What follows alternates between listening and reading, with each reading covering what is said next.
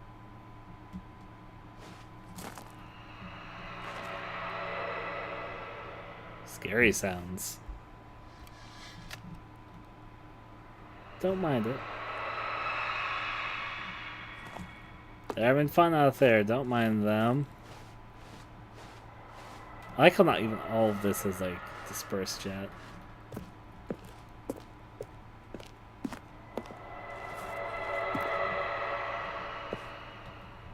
Coolio sounds. They get worse and creepier. Yeah, I wonder what's going on with Earth out there. Of course, we'll never know. We're just Stanley skipping time over here in this room. Though Stanley could have earnestly left some time ago. He just didn't want to. He wanted to skip ahead to see what happened. And alas, he missed an opportunity for beauty and only enter into some sort of nightmare future.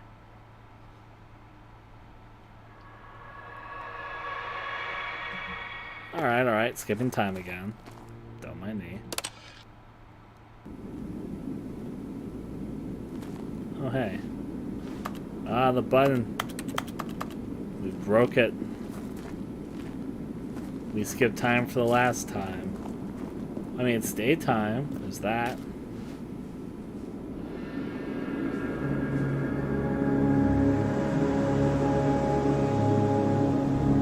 Nice thing screenshots, alright. Let me wander the plains.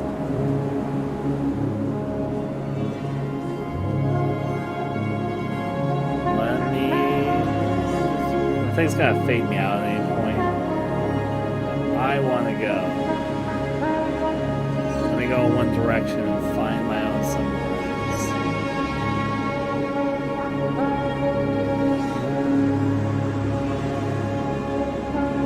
I mean, it's nice and flat. There are mountains very clearly.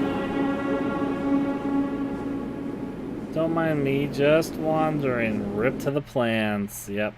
Seems like a life died at some point. Oh, hey, we're back! It's been a while. Stanley? Oh, the phone's ringing for the first time in this run. Good morning. Thank you for contacting the Future Happiness Foundation. We are confirming your shipment of 1,327 cardboard boxes to your place of work. Can you verify that this is correct? Excellent. Your order will arrive shortly. Thank you again for contacting the Future Happiness Foundation. Can't wait for that many boxes.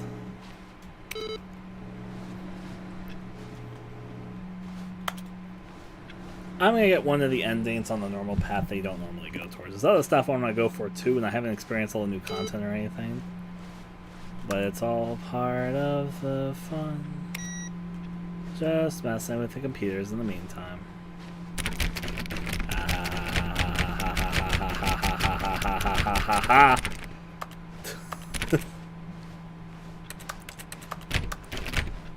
Let's go over this way then. New content. Well, I mean, how could I refuse new content? But maybe I should. Maybe I'm gonna.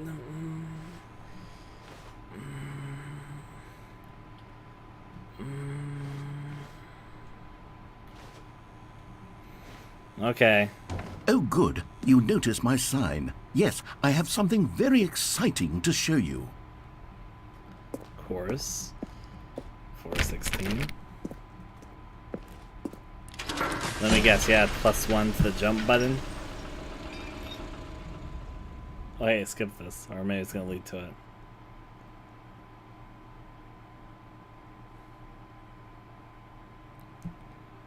I like how you said you noticed my sign like it was some really niche thing. Well, they skipped me past this. New content backwards. We're back in the elevator. Sure. What do we got? I'm here. You see, Stanley, I've been reflecting on the Stanley Parable and about how roundly disappointing this ultra deluxe version has turned out to be. The original Stanley Parable was a landmark, and any new content for it should live up to that legacy. So forget this ultra deluxe nonsense. I say we take it one step even further. Which is why I'm very proud to announce for the first time ever, the Stanley Parable 2.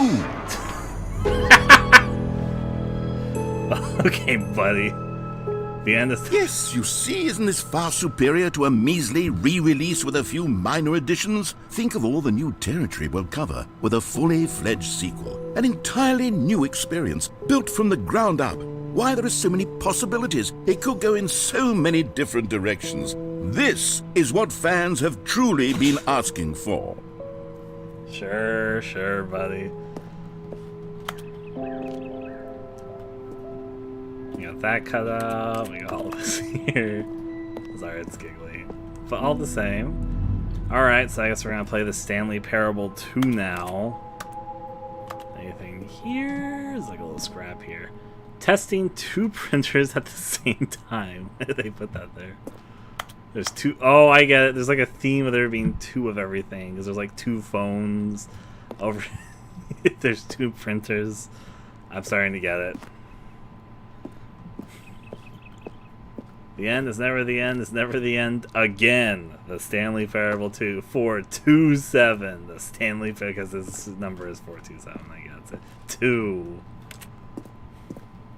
Investor Showcase. Welcome, Investor Showcase for the Stanley Parable 2. Calling it the Stanley Parable 2 is just so much catchier than Ultra Deluxe, don't you think? Ultra Deluxe? What does it even mean? But the Stanley Parable 2, now that's an artistic statement right there. It's future-oriented. It screams progress and innovation and long-term franchising potential. The Stanley Parable 2. The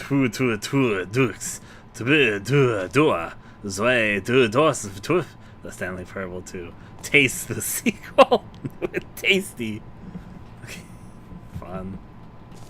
Let's do it. Look at all this shit.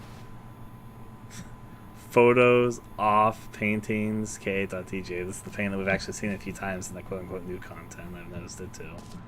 All these sticky notes. They come in more colors now, I guess. It's a nice space, honestly. We got photo off paintings.tga. Cool. Do you think they fit an ARG in the Stanley Parable Ultra Deluxe? I'm gonna have to look into that later, but not right now because I'm experiencing it blindly. Just the 2 of us. We can make it if we try. Just the 2 of us. Just the 2 of us. Just the 2 of us. Building castles in the sky. Just the 2 of us. You and I. Oh dear. Are those like future candles? Future 8 balls? Okay. Ah, that's opened up for us. Does that just say 2 over and over again? I think it does. Fun of it. They're back. 2 doors. It's kind of funny. They're back. 2 doors. The Stanley Parable 2. New content is out. New content part 2 is in. Old plus busted. New hotness. Boring sections of the chart. Cool red section of the chart. Yeah, boy, that's what I'm talking about, narrator. 2. Just, was that painted over? So, it's a 2 with a thumbs up and a smiley face and eyes. Googly googly. What does that say next to it? 2, it says 2 of a lot of something. 2 keep on twins, 2... I can't read all of that, but it definitely says some stuff. 1 plus 1 is 2 minus 1 is 1 plus 1 is 2 minus... Okay, let's see. Every pause button is a Roman numeral 2. 2, just drawing a little sketch into there. Look at those! Oh, look at those fan art right there. I actually Okay, so I recognize one of them. It's a reference to a YouTuber, and it's a YouTuber dedicated to Easter eggs and secrets in video games. So I think that's definitely a hint. There's probably, even though I literally just in the hallway right before the stream said, I wonder if there's an ARG or a secret thing in here. The fact that they drew fan art of a YouTuber who's known for covering video game Easter eggs and secrets definitely implies that there's probably some Easter eggs and secrets, right? Anyways, that's for another time. I'm still experiencing all the new stuff. I'm not looking for secrets yet. 1, more TSP. 2, better TSP. Win minus win. 1, 2, sequential mind share. 2, 1, 2, paragram shift synergy. Brick and mortar approach. Envelop cheat-centric marketing. The color red. Leverage holistic value. 1 to 2. Let's see what we got over here. We got 2 mugs. New mug. New mug. New 2 mug. 2 mug new. New mug 2. 2 mug new, 2 new mug. Client centric. Stanley Parable 2. TSP logo ideas, and you see the variations. I actually see some of the silly parodies that they've done here. The first one's just basic. The Stanley Parable 2 is a Last of Us Part 2 reference, which is, I get the joke of there. The Stanley Parable 2, that's the beginner's guide. The Stanley Parable 2. I actually don't know which one this one is a reference to, but it looks familiar. Like, I can tell that the first one's just the Stanley Parable logo with a 2 next to it. The second one is a Last of Us parody. The third one is the Beginner's Guide parody, which is another game by these developers. That one looks familiar, but I can't tell. The Stanley Parable 2, that one's a Resident Evil reference, which... because the Resident Evil keeps on fitting the letters inside the numbers. It's what they did with Village, and it's what they did with 7. And they didn't get exactly the Resident Evil font, but that's definitely supposed to look like the Resident Evil 2 remake thing. Thanks for attending my meeting. If somebody can name what... It's not like the... looks like a... Like, that looks so familiar. I know I've seen something like that before, but I can't place it. And I feel silly that I fucking can recognize the rest of them. Another one looks like the last door logo. I see.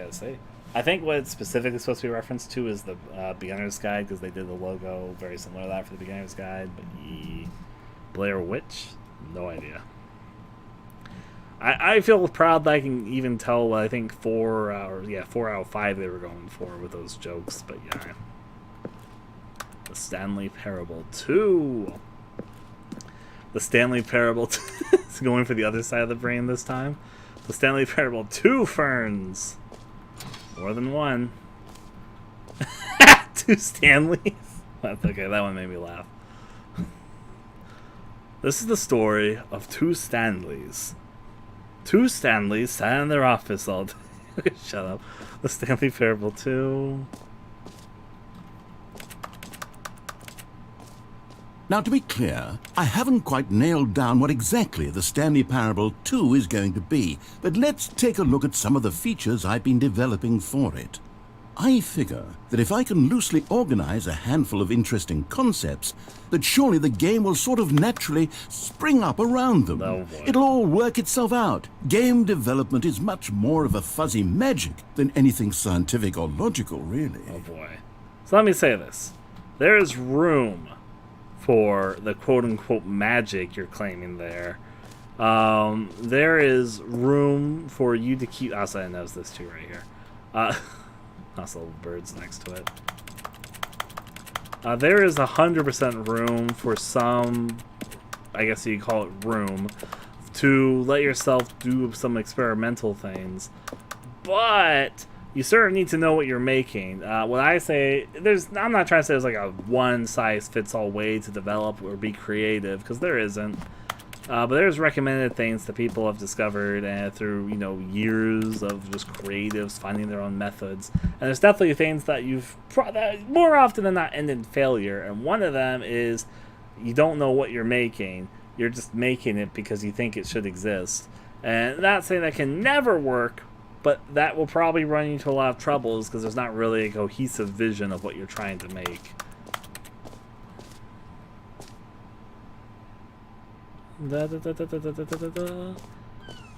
What I suggest is that you found the foundation, the core of what it is you want to make, and you have the planned points of what you're working towards, and you have the foundation of what you're making, and allow some leeway in the details as opposed to the specifics of what it is you're making.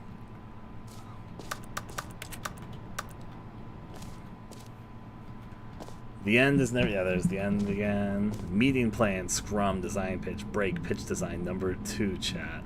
2. 2 eyes, 2 ears, 2 nostrils, 2 arms, 2 legs, question mark. Who took the red marker? Me. 427. Okay. I almost look like I want to interact with the red bird thing up there, but I guess not. See.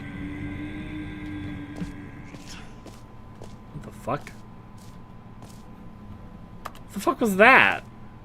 You guys heard that, right? What the hell?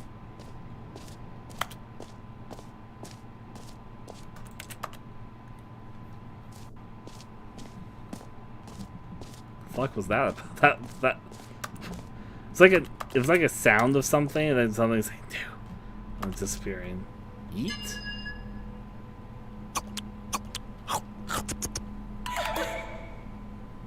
Feast on hope. I would say some eggs. A passion. I guess I'm eating now. Can't read what it fully says. Do not. What does that say? I'm gonna like really lean in. It's that Mac overheating, I guess. Maybe. Do not resist your something.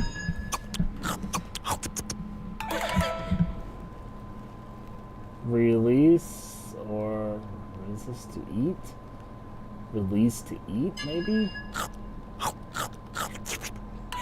Eat. What the fuck is this about? Better than something? What is all this about?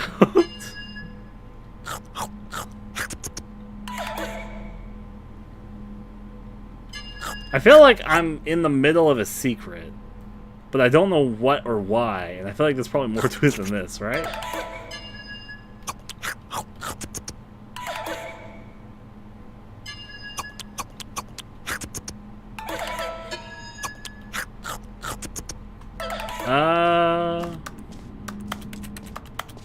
So I don't think that computer was on when I passed it. I think I would have noticed it when I was actually like looking at it. Maybe just keep going. I don't know. I feel this is like one of those steps where I feel like I'm in the middle of a secret, but I didn't really like. Okay, I know I said earlier that obviously there was the fucking the YouTuber I was thinking of was Odd Header, by the way. I noticed it there, but then like I came over here, I stood here, I heard a weird sound. I was like, what was that about? I walked over there, and then I came back here. I was like, oh, this. And I decided to press E on it. Now it is definitely interacting, but more to this.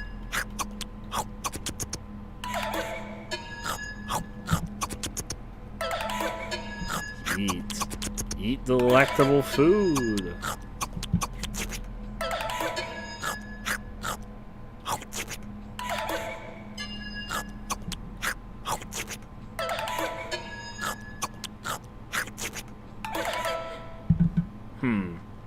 You know, give me a second. Because I'm here, and because I don't trust myself enough, apparently, I'm going to quickly look at something. Here's the only which I told myself. I'm playing the Stanley Parable Ultra Deluxe blind, and I'm planning to keep it as blind as possible, but I don't mind researching up little things, especially since there's probably secrets I'm not going to discover.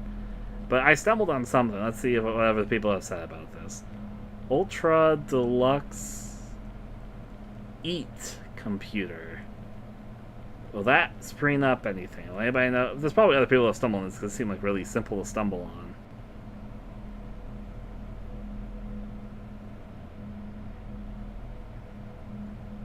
on. I'm not finding anything actually from my Google search. At least searching up the Stanley Parable Ultra Deluxe Eat computer. Let me say it must include the word eat.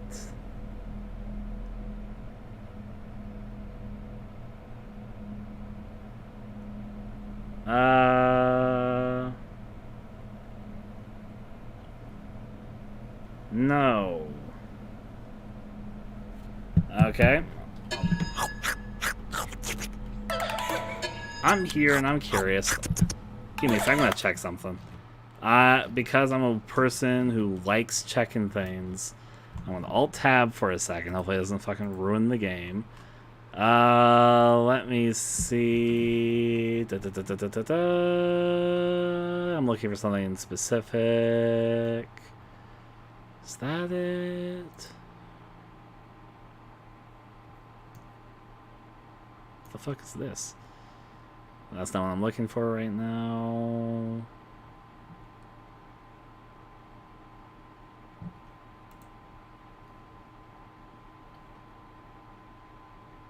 I don't know what this is. Why am I on this? Anyways, but I'm looking for something.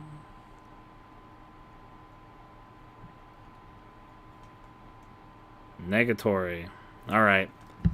I thought I was going to find something from that little endeavor, but the answer to this seems to be a resounding no. I guess. I don't want to just play this game infinitely. I can barely read what it even says on the screen.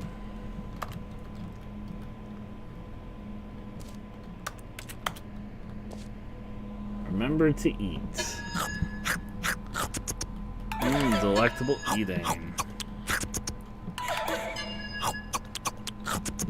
Nice. Fast to eat. Do not eat whatever you see in front of you. That whole carton of eggs, I mean 20 today. What if I don't eat it? What if I just leave it there? What if I like half eat it? And just leave it there? I'll come back to it in a second. I'm just gonna sort of leave it there for a bit. Sequels are good. Portal 2, Half-Life 2, Batman Arkham Asylum 2, City, Divinity Original Sin 2, Doom 2, Aladdin 2, Return of Jafar, Dark Souls 2. Oh, they did that one intentionally. Crab, the ultimate sequel. I want Crab, the ultimate sequel. You found me. I'm... What does that say? Oh, you found me. I am to the color of the level. Bug not meant to change its mind. I guess that's fair. I'll stay on top of this. Subvert my superiority over that, I suppose. Don't talk to me before I've had my sequel. Oh no, I got stuck there for a second. I got out. Little purse. Little hidden mug. A weird game that wants me to eat things.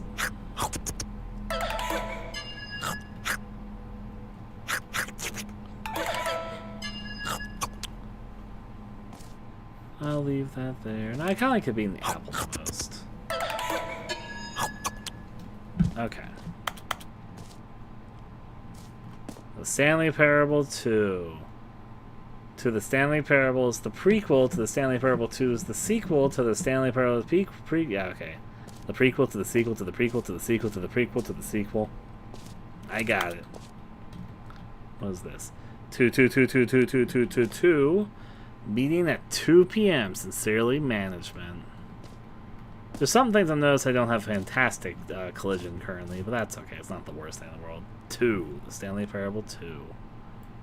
Sometimes I wish there was a zoom in button. Okay. This is just the two of us on and the pause 2 thing again. That's closed. You are the sequel. The way to the show floor. New features. In just a second. I'm still suspicious of this.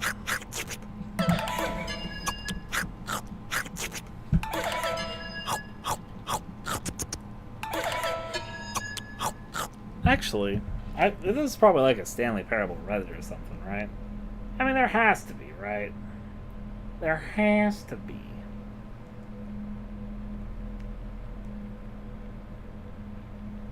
There has to be.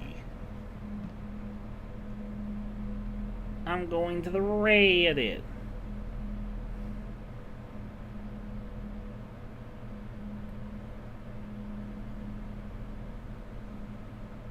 And on the Reddit...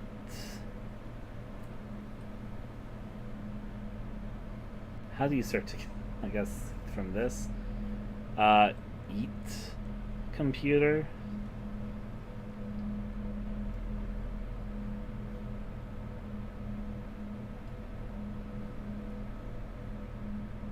No one know what I'm talking about? I'm not fine. Maybe it's just something that isn't important. Maybe I'm overthinking this. Maybe I should do some more research. Welcome back. I looked around the room more when you were away. I did find there was a mug sitting here in this corner that literally says, "Hey, you found me. I'm going to lean in really close to read all this. I'm something to the color palette of the level. The net is a mug not to change its mind." I can't read all of that. But then, like, what is there to figure out? Do I just pass the computer enough? Is this door back here open? Not as far as I can tell. But hey. Wait a sec. Does that do that to every door? Like, even the ones that won't open?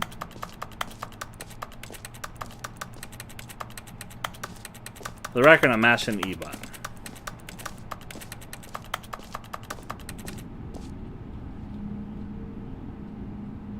You're like... Did you hear something right then? It's like, in the left ear, it's like really gentle. Am I crazy?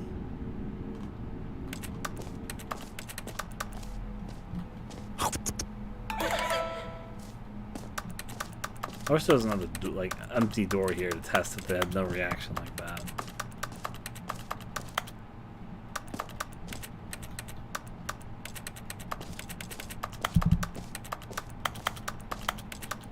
Okay, so what do we know about this area right here?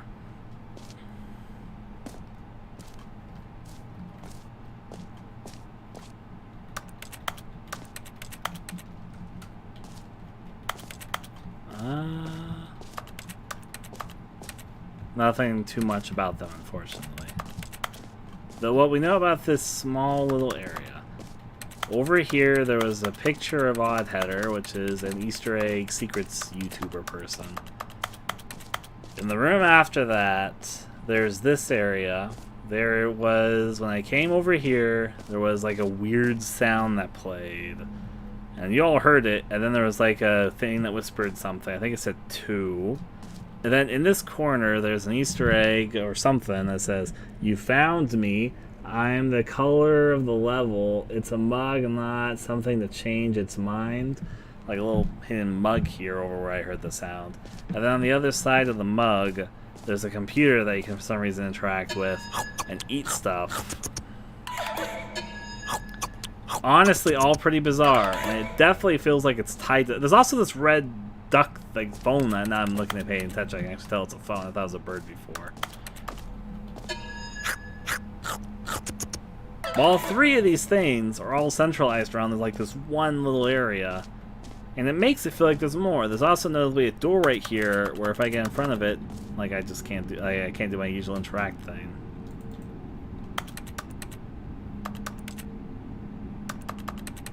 Really, the moment I look at it, it doesn't make any sound or anything. It just doesn't let me do anything with it.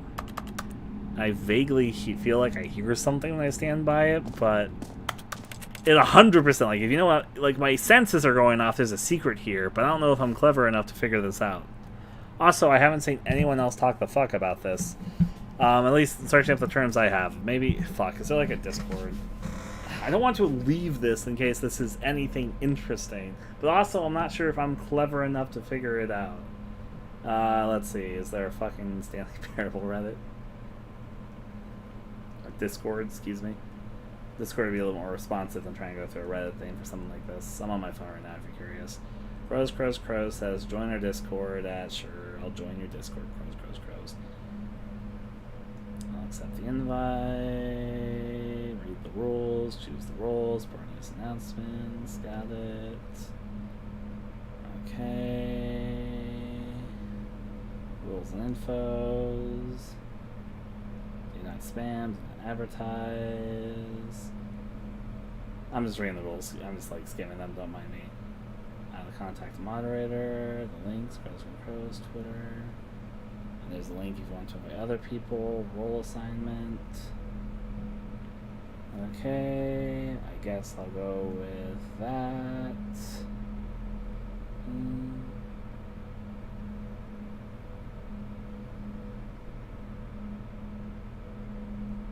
Okay. And now go to the Stanley Parable. And I guess search this Discord if anybody knows what I'm talking about, the fucking EAT computer, right? Search up EAT. Has anybody talked about this in this Discord server that I'm now looking at?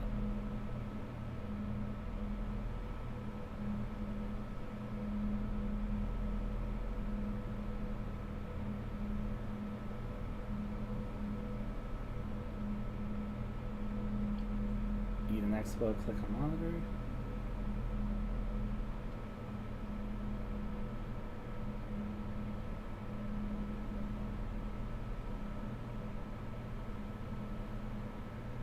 There's, let me see. Just ringing up to see if anybody knows what I'm talking about.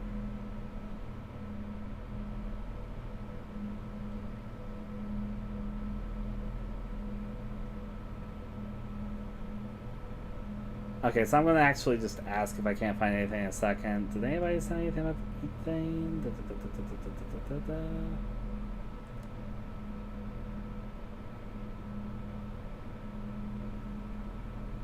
Somebody sent something. Oh yeah, somebody posted something about the computer that I've been messing around. It's literally the fucking computer that I'm messing around with.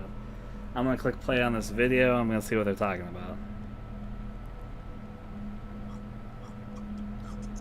So it's the game thing that they're looking at. You can literally hear the audio from that we've been experiencing. I can literally press right now.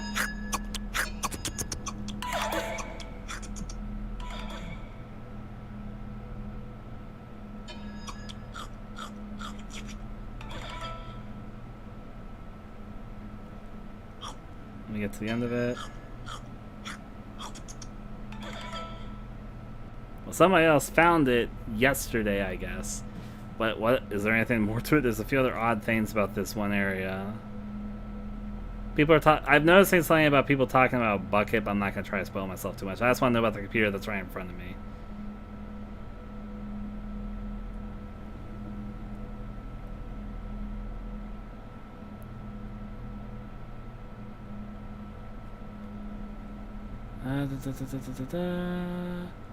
Gonna continue my EAT search. I'm sorry I'm investigating this, just I get curious about these things. In this case, I'm not sure if this is like anything to be interested in or if it is or whatnot.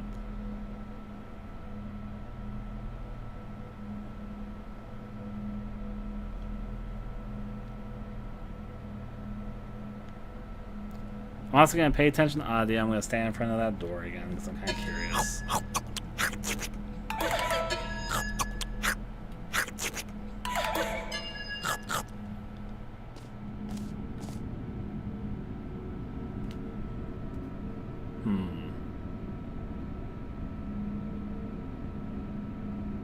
Checking.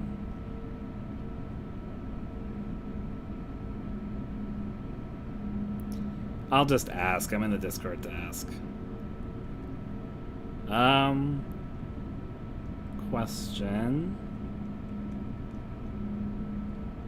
Is there anything interesting about the area with the Stanley Parable 2 stuff? The monitor, you can click to eat food on. The weird whisper that happened on the other side of that wall of that monitor, and the mug saying congrats, you found me. I don't want to skip over it.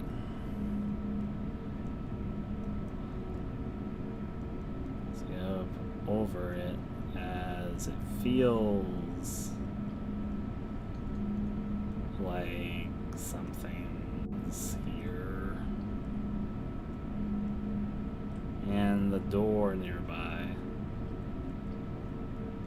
But I doubt I'll figure it out.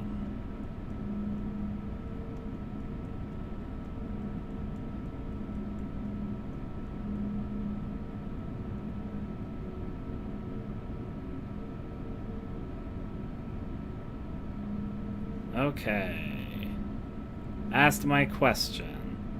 The question has been asked. I'll look back in a second.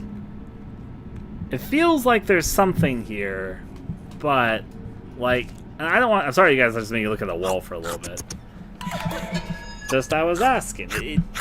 I don't like finding something that feels like a secret because there was definitely a whisper here. There's definitely this weird little mug in here with the little message that I can't fully read. And there's definitely this monitor here, all in this radius. But I know it's not like the most interesting thing to stand around here pondering it.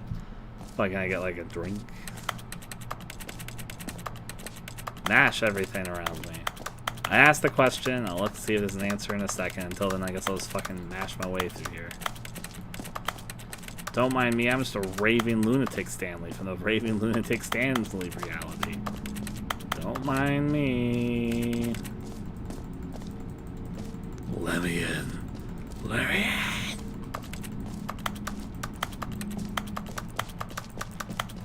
Don't mind me.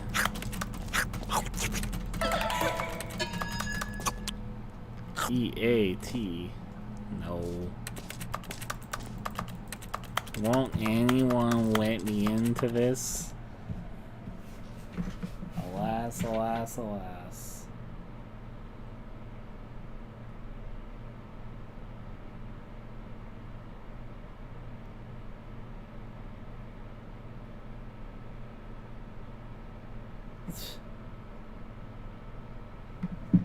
Just messing around.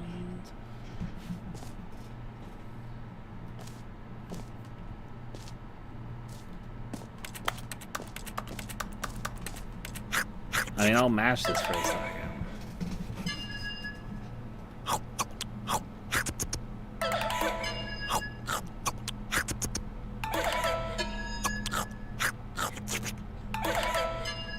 I'm mashing that button, I guess, until I figure it out precisely. I don't think I'm going to get any answers, though, for the thing which I'm looking at. Maybe people don't know what I'm talking about. I mean, I guess I technically have it all in video, but I'm sorry that I'm just sort of staying here thinking about this. It's just I like secrets, but I don't think I'm clever enough to figure out if there's anything more to this. And then also there's the uncertainty if there is more to this, and maybe I just found all the secret is and wasted my time with it. Or maybe there's something super cool and secret here. It could really be either way. It feels to me like there's probably something more here, but... Okay, I'm gonna look up one more thing, and if I can't find anything, I don't think we get any response right here, so let's see.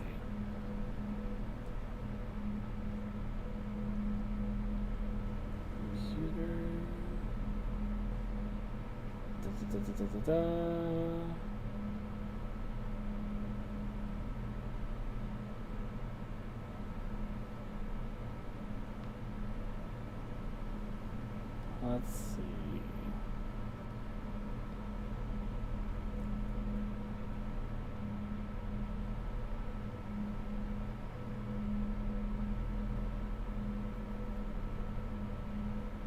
People having fun.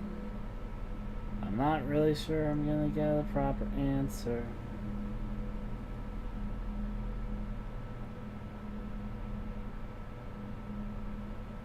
Checking things through.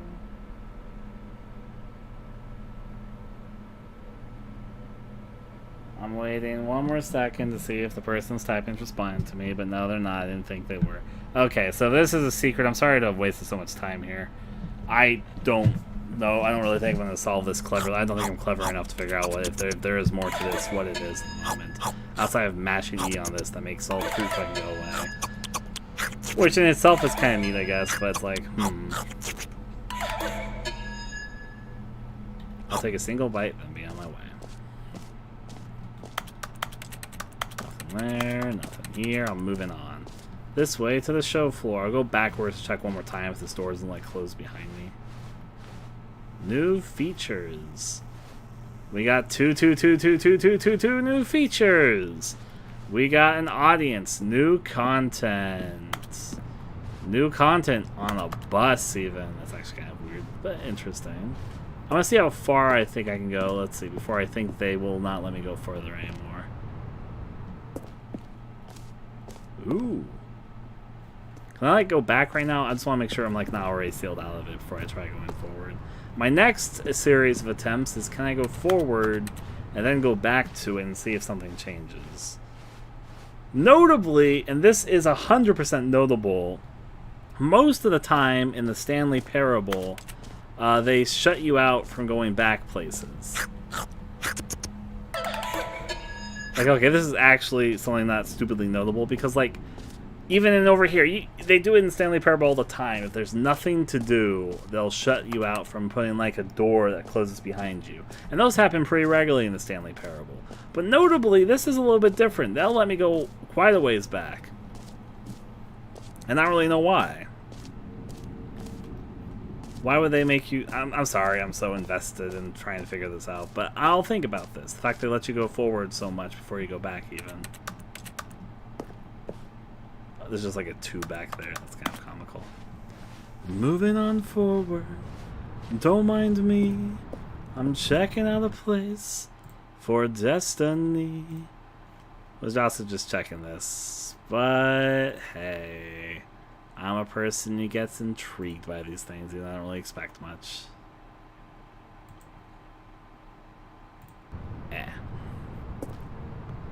I'll go ahead a little bit more, and if they lock me out, they'll lock me out. If they don't, they don't. We got the Stanley Parable 2 chamber.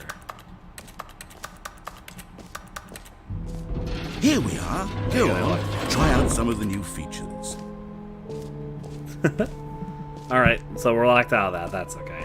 Exclusive, the button that says the name of the player the game they are playing. The button name.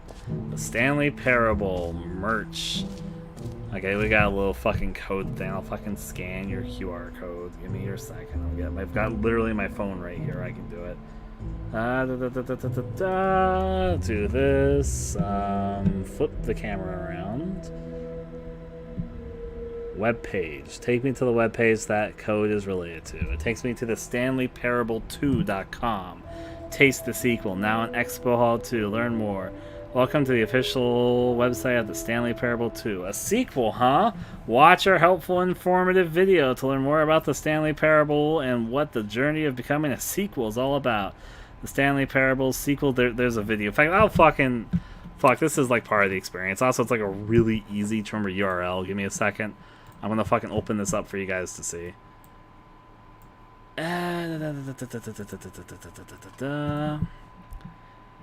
I'll get this open for all of us, so all of us can experience the height of computer technology.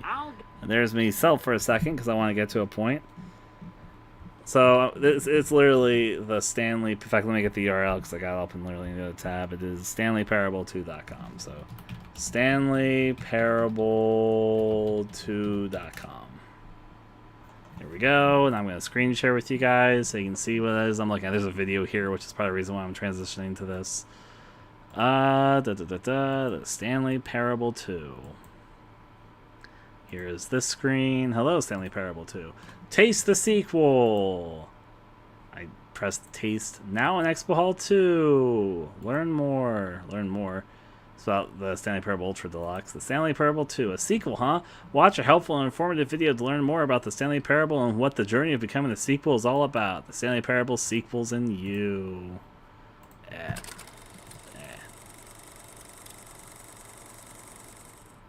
This is a Say there, video. Timmy. What's that you're enjoying? Why, it's breakfast, of course. Everyone loves breakfast. But did you know that breakfast is getting a sequel? That's right. It's called Lunch. And critics are raving that lunch will be everything breakfast was and more. Wow. With a little luck, we may even get a trilogy series out of it. Say, you know what a sequel is, don't you, Timmy? Why, sequels are the world's way of clinging helplessly to the past. We all want more of the things we love. and we're all afraid of change, which is what makes sequels so popular. New ideas are dangerous to me, and they can lead to early aging. This eager-minded young thinker is just 29 years old.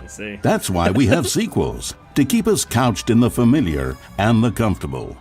Sequels are the bedrock of a healthy, functional society. And if you look around you, you'll find them everywhere you go. For instance, this man is developing a sequel to the automobile, which we'll call the vertical automobile. It's a useless, impractical invention, and in 2 days' time, the man will be publicly stoned to death for his crimes against gravity.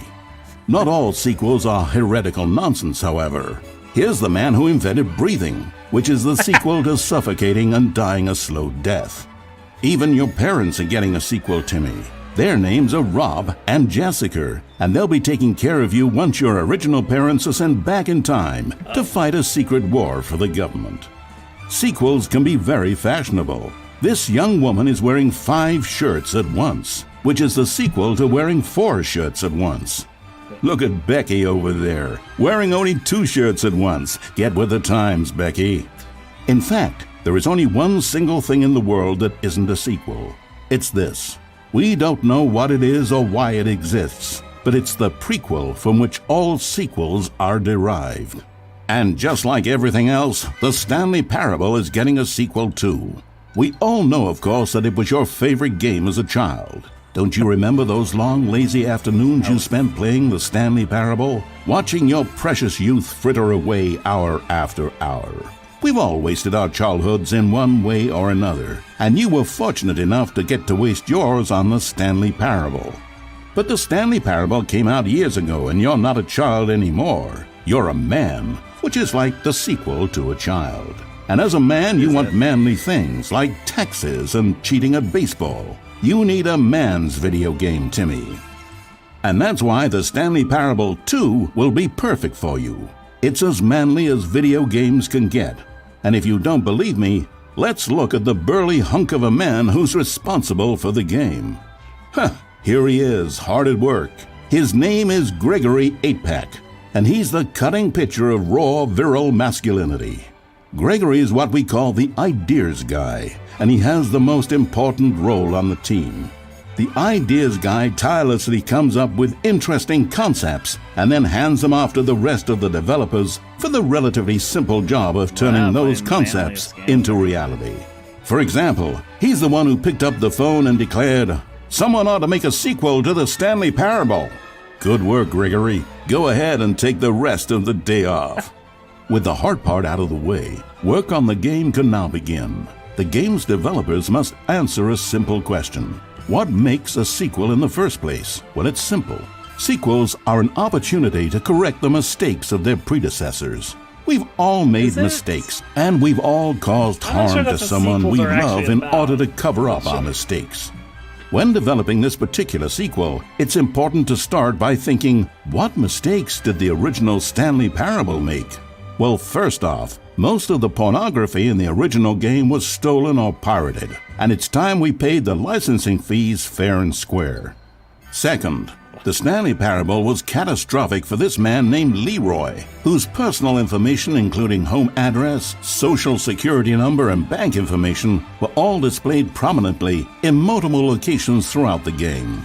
Although Leroy's money and identity were stolen, the fact remains that his personal information was the emotional core of the game and absolutely vital to a nuanced understanding of the story. Really? As reparation for the harm we caused him, the sequel will contain a brief and insincere apology to Leroy tucked deep within the game where it will be difficult to find.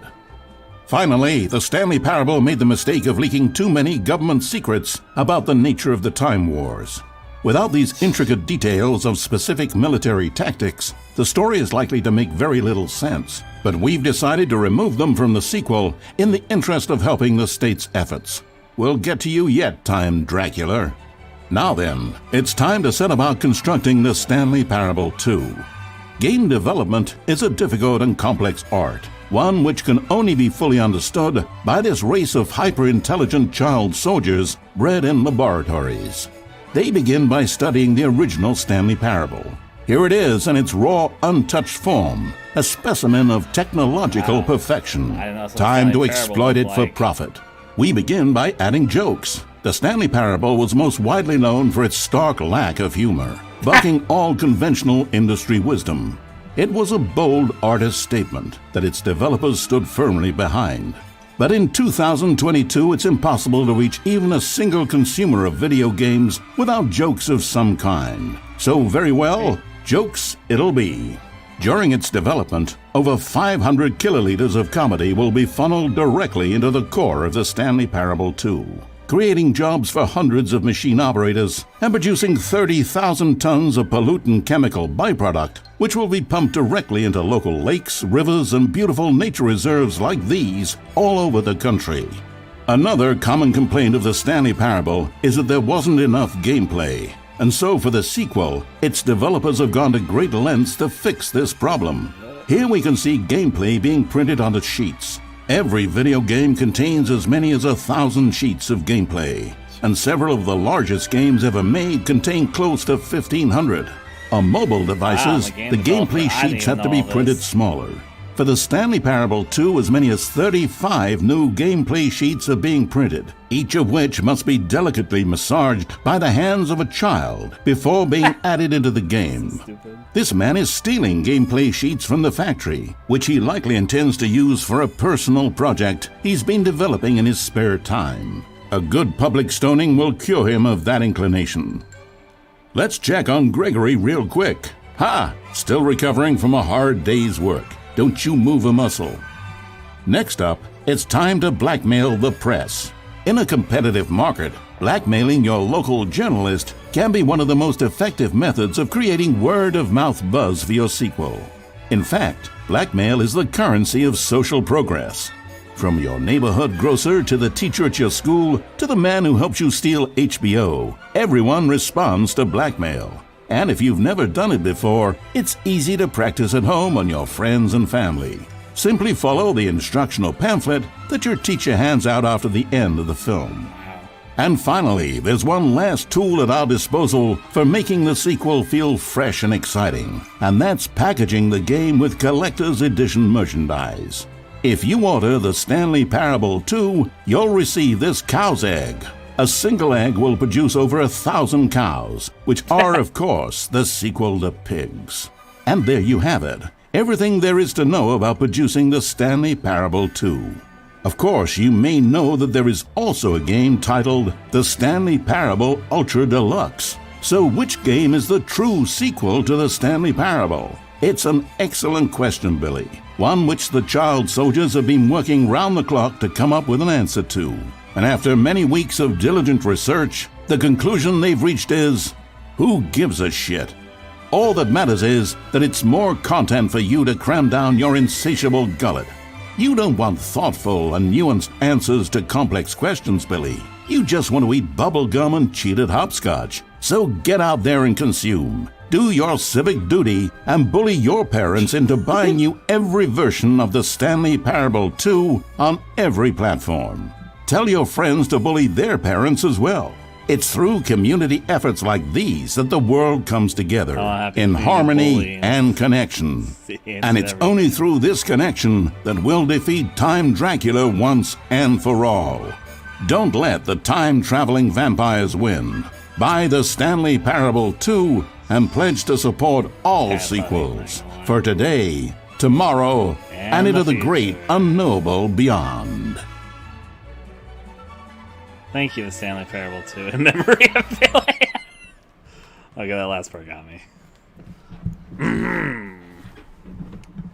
A sequel, huh? What's helpful? That's news. If you're more of a fan of a prequel sorts of a person, check out the Stanley Parable. Thanks for stopping by. Enjoy the rest of the exhibit. Well, that rose a lot of questions. But sure. I'm ready for this. I'm just going to check. I'm assuming that nobody answered me about the computer thing.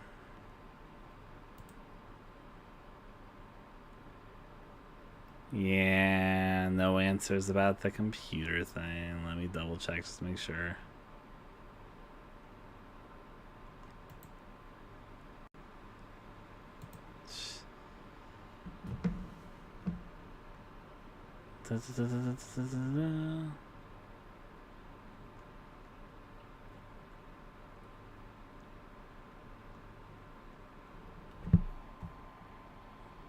Yep, I enjoyed that.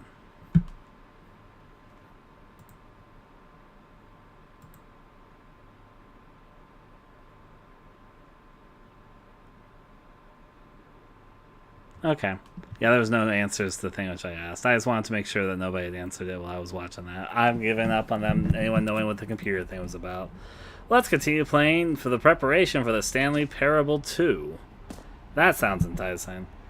A lot of questions were asked. A lot of questions were left unanswered. There's myself talking again because I was reopening up the chat on my phone. I'm going to mute myself. And let's continue this. Office decorations, the Stanley Parable reassurance bucket. So I'm going to say something right now. The button that says the name of the player that is playing the game. When I was glancing, trying to find secrets about the fucking computer monitor, but I didn't get anything. There were people talking about secrets involving a bucket. So I'm assuming whatever the Stanley... I didn't read too much because I didn't want to spoil myself, but I did definitely read multiple people talking about a bucket and taking the bucket with you to things. So I'm assuming the Stanley Parable reassurance bucket is related to whatever it is that's about. That's just my assumption, because I was literally just seeing bucket mentioned over and over again. New content, the Comparium. I'm going to first check out the button that says my name. Hear your name in the game. I'm very curious what the joke here is. Name, here's yours today. Hear your name in the game. Stanley Parable 2. That's new exclusive. The button that says the name of the player that is playing the game. Enjoy the new features. I see that little hidden passage over there, but I'm not going to do it yet. It's kind of weird to have open... will I get locked in here? Oh yeah, I forgot you can... Oh, in the old game you can make save stuff, but in this one they won't let you save anywhere. That's kind of... For the Stanley Parable 2, I asked myself, what do players really want? And of course, the first and most obvious answer is that they want to be individually recognized and validated as people. So with that in mind, my first addition to the game is this button which speaks the name of the person playing the game. Isn't that wonderful? Sure. That could be pretty cool. Just continue. I was going to test something. Okay, just have to note. I'm saying about the monitor clicking thing. Name. I want to hear what the name says. This is going to be like the player. Your name. Road to the perfect button. Too big. Too small. Just right.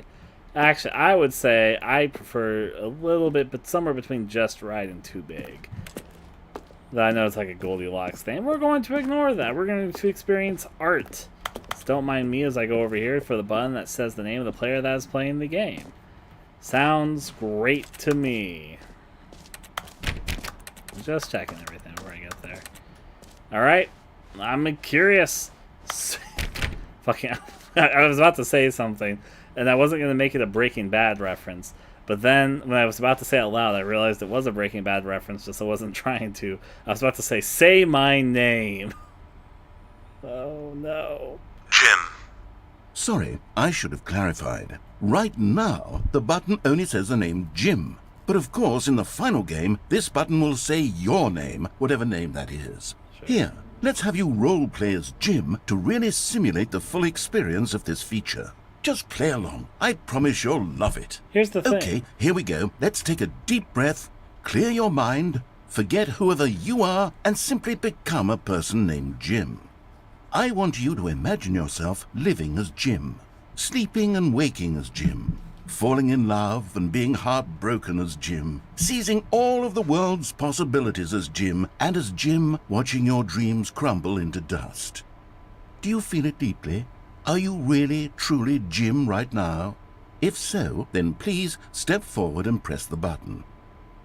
Yeah, thank you. I mean, Ryan did die earlier for the fungus to take over, so sure, the fungus' name can be Jim.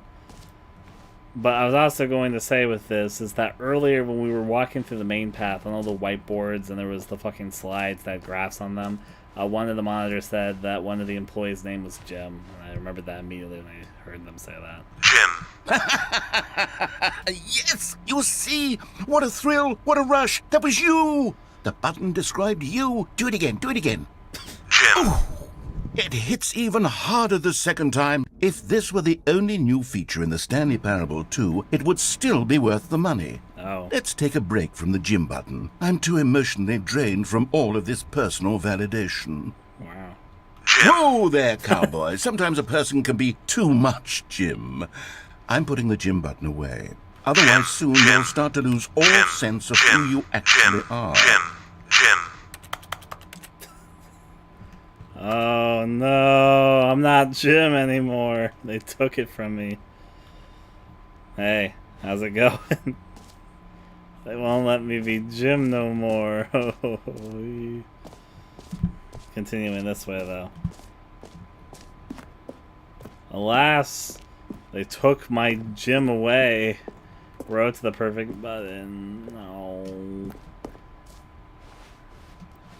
It just fades to the floor. Don't mind it. That's how things work in the Stanley Parable 2. I suppose I could allow only people named Jim to play the Stanley I like how Parable they 2. switched it. That would actually save me the work of finishing this feature. I like how they changed the whole thing to say Jim. Name, hear yours today. Because earlier it definitely said hear your name. Now they just changed it to say the button that says Jim. You heard Jim in the game. You heard Jim in the game. Enjoy the new feature. There's definitely something over here. Oh, it's the epilogue. I'm not ready for that. Please no screenshots. A whole new office. Please no screenshots. 999. Fred is the new orange.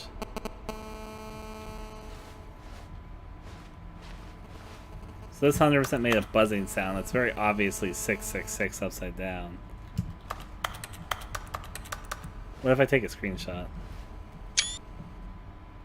I thought I might actually do something if I press the F12 button there. The baby is all grown.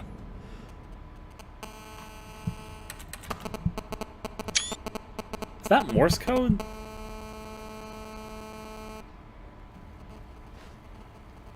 This area feels like it's full of secrets, but I'm not smart enough to figure it all out right now. The baby is all kind of bankruptcy. Fun. The new updated ray traced, more of the same, but in a good way sequel to the consistent quality with just the right amount of change. New features, new content, new ideas. The button that says the name of the player that is playing the game, the jump circle, the infinite hole. Oh boy, all this exciting, the Stanley Parable 2 stuff. Can't wait for it. Anyways, let's see. The Stanley Parable 2 reassurance bucket. I'll roll with it. Sure. Also, I see a giant Stanley model up there, but what is this? Stanley Parable? I want to see the bucket. Everyone was talking about the bucket when I was looking up that one thing that we discovered.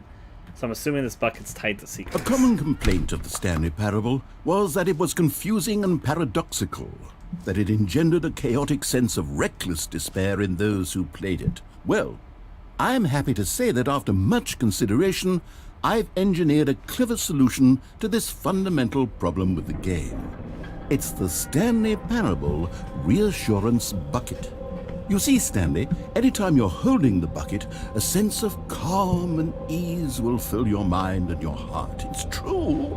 As long as you hold on to the bucket, the many disorienting contradictions of the Stanley Parable will feel perfectly normal and perhaps even comforting. You may even come to long for the gentle embrace of jarring cognitive dissonance while the bucket is in your arms. And to be honest, it's a much more convenient solution for me than actually redesigning the game to be less uncomfortable. Can you imagine what a pain in the ass that would be? Yes, the bucket is the perfect solution. Come on, give it a try. So I know this bucket's tied to Last Secret too when I was looking at the fucking reference. Are you fucking kidding me? That's such an obscure reference. Why would they make that? It's for the record, there's a shot that looks almost exactly like this, and I can't remember the name of the horror movie, though. It was a horror movie which came out a few years ago. It's set in a hospital. It's got kind of a really hard to follow plot. It's got cult stuff going on and body horror shit. And in the basement of the hospital, there's a thing that looks a lot like this, as a portal to another dimension. And it looks like near identical to that. But anyways, I can't remember the name of the movie because I'm bad with names. And Holly, do you know anything about the Stanley Parable? Like anything at all? If not, I'm curious what your impression will be from seeing this very out of context. Okay, anyways, I've heard that this bucket's tied to a lot of secrets if you carry it around a lot, so... Well, you're really excited about this. Can you feel it? The glow of You like that a comfort, little too even much. in the face of crushing despair, must already be sweeping through your body. And in fact, can I say that I do believe the bucket lends you an air of charisma as well? I think that just holding it has made you the slightest bit more attractive as a person. The benefits of the bucket seem to go on and on, don't they? All this and more await you in the Stanley Parable 2. Holly, I just want you to watch. Well, I don't know what's coming up because I'm blind in this part that we're playing, but I played the original Stanley Parable and I'm playing this. Can I just put it down whenever? Apparently this bucket's tied to a lot of secrets if you're holding it around for things, but I don't really know what, so I'll just carry it around and do my thing. Look at me go, mashing about, back through the main hallway with my reassurance bucket. Does anyone give out awards for most enjoyable bucket in a video game? That really should be an award if it isn't already. Stanley Parable? Yeah. Sure, you can have the bucket award Stanley Parable if you want it. What if I press Jim while holding the bucket? That's a question for another time. No one can cry over spilled coffee, so it's kind of cool they got the suicide ending thing with that. There was a door? Where was there a door? I'm confused. You mean this door over here, or are you talking about a different door? I was gonna go to this door last if you mean this one, but you mean something else besides the please no screenshots door.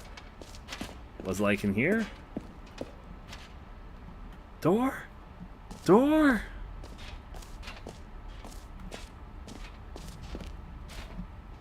There was a door in the... Yeah, I definitely didn't notice a door in the bucket room.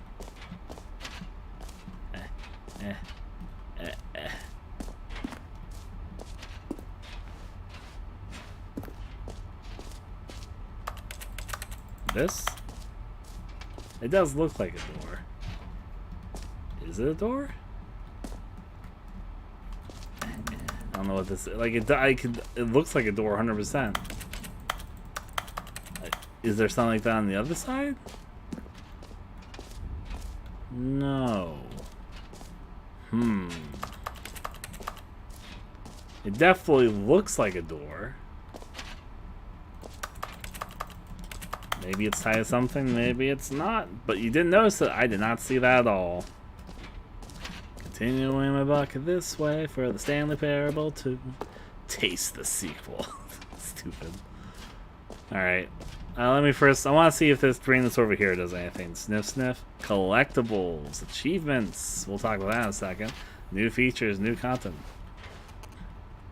Will the bucket bring me anything with 666?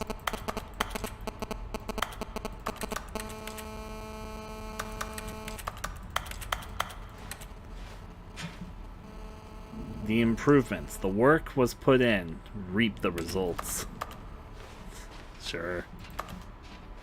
I'll wait for one more time for this sound to repeat because this is very suspicious. The fact that it's making noise over here and fucking says 666.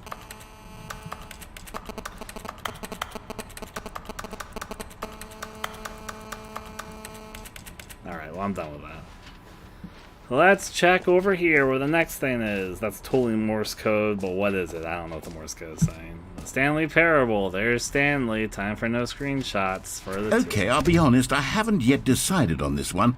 I think that in the new version, the office could use a bit of decoration, like balloons. But I'm undecided on Get Well Someday and Happy 12th Birthday. Which would you go with? Get Well Someday and Happy 12th birthday, Stepniece.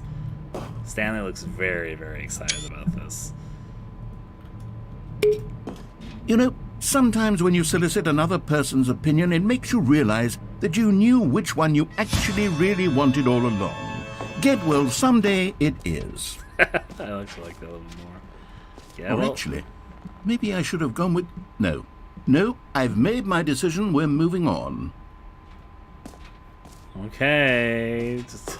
Come now, you've already made your missed all those choice. balloons. It's true that you chose badly, but we all have to move on from our mistakes. What do you mean? I just wanted to experience the other balloon.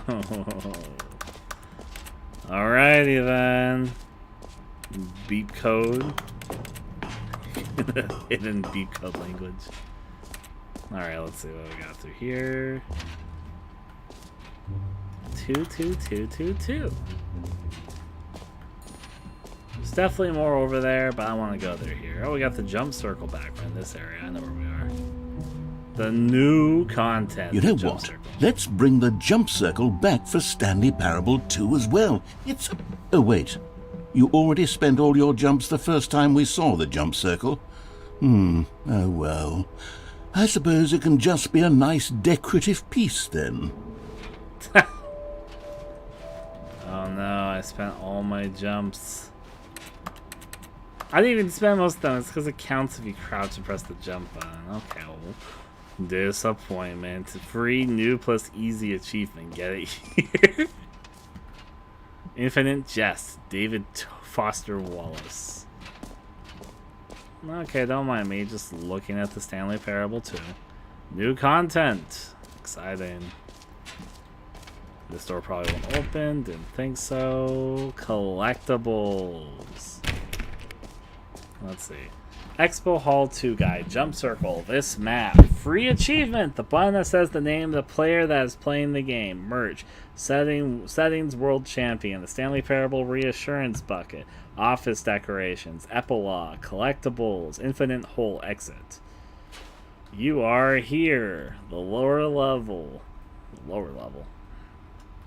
Okay, so where's the exit so I can definitely avoid it for a while? The exit is apparently that way. I think. Let me make sure I'm reading this map correctly. No, wait, actually, no. It would be... Yeah, I was right. It's over that way. Exit, collectibles, jump circle. Let's see collectibles.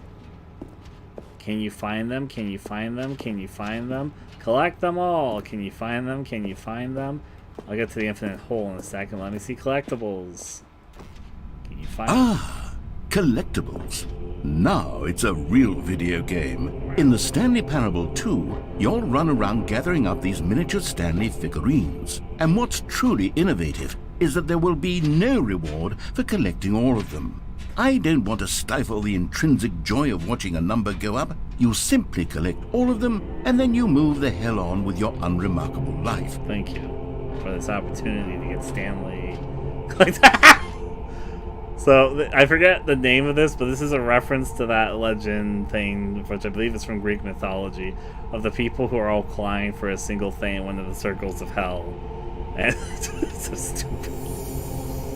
Ah, yeah, baby. New Stanley collectible.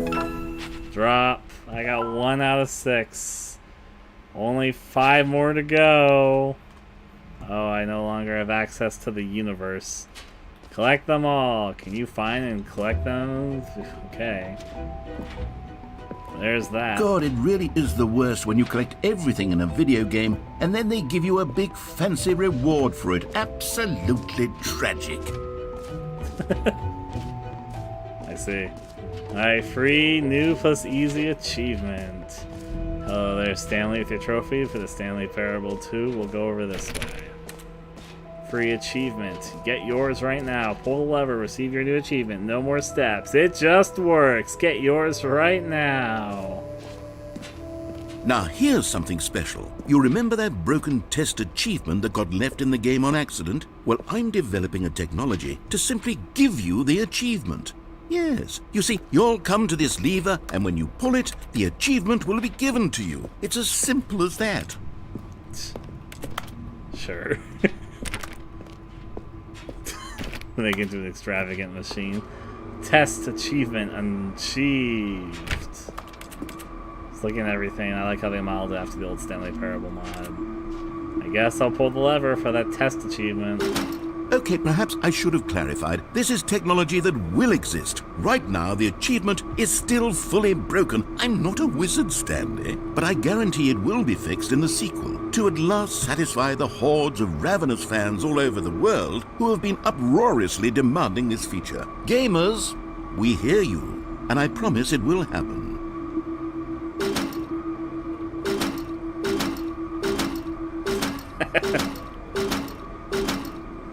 Yeah, I don't think it's gonna hold, but it's kind of fun to press all the time.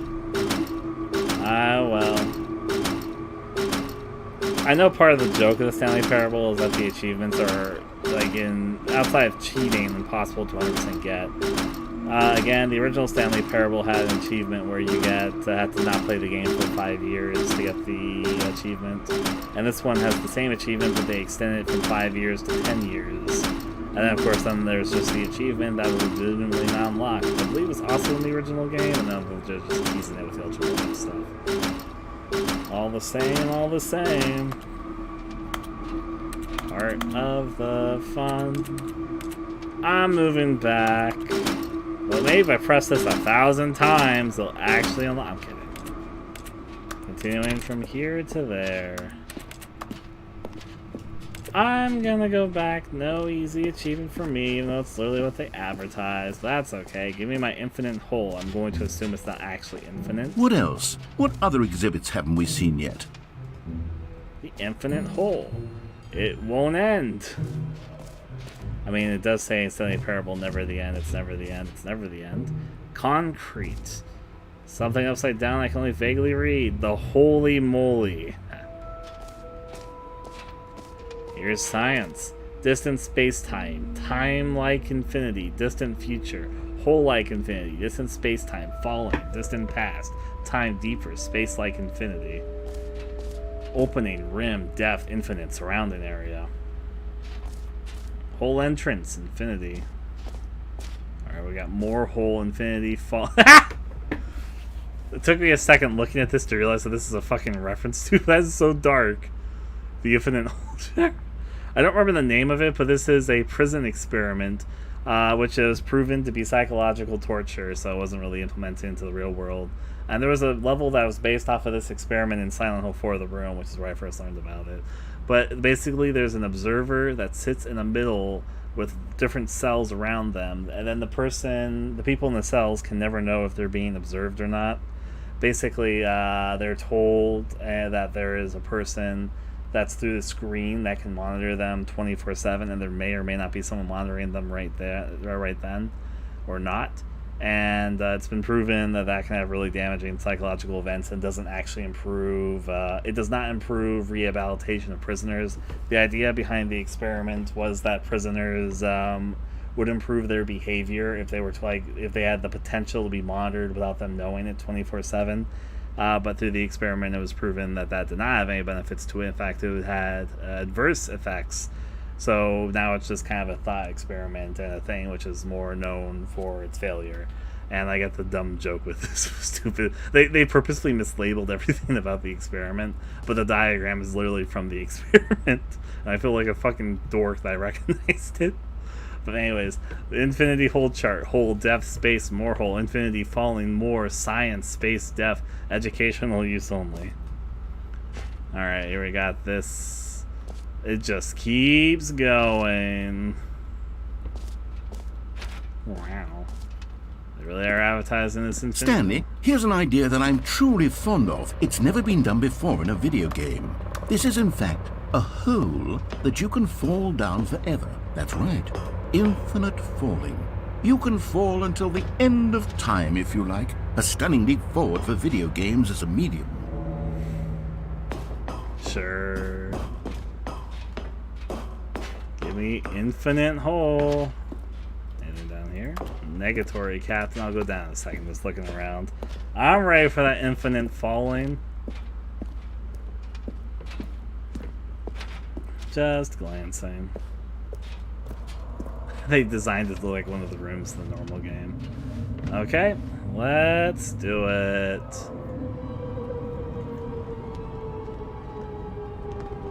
You see, isn't it wonderful?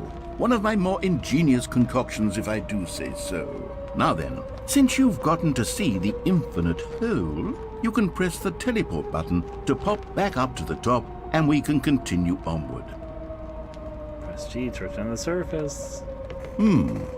Now, I don't mean to be a bummer, but I do recommend you use the teleport button to go back to the top. Maybe do it on the sooner rather than later spectrum of things. Was there a bomb this hole you don't want me to know about? Okay, Stanley, I don't know quite how to say this tactfully, but it's possible that I slightly exaggerated the infinite nature of the hole. Is it a very, very deep hole? To be certain it is. It's an extremely deep hole. I don't want anyone to say that it isn't an astonishingly deep hole. It is. Is it infinite?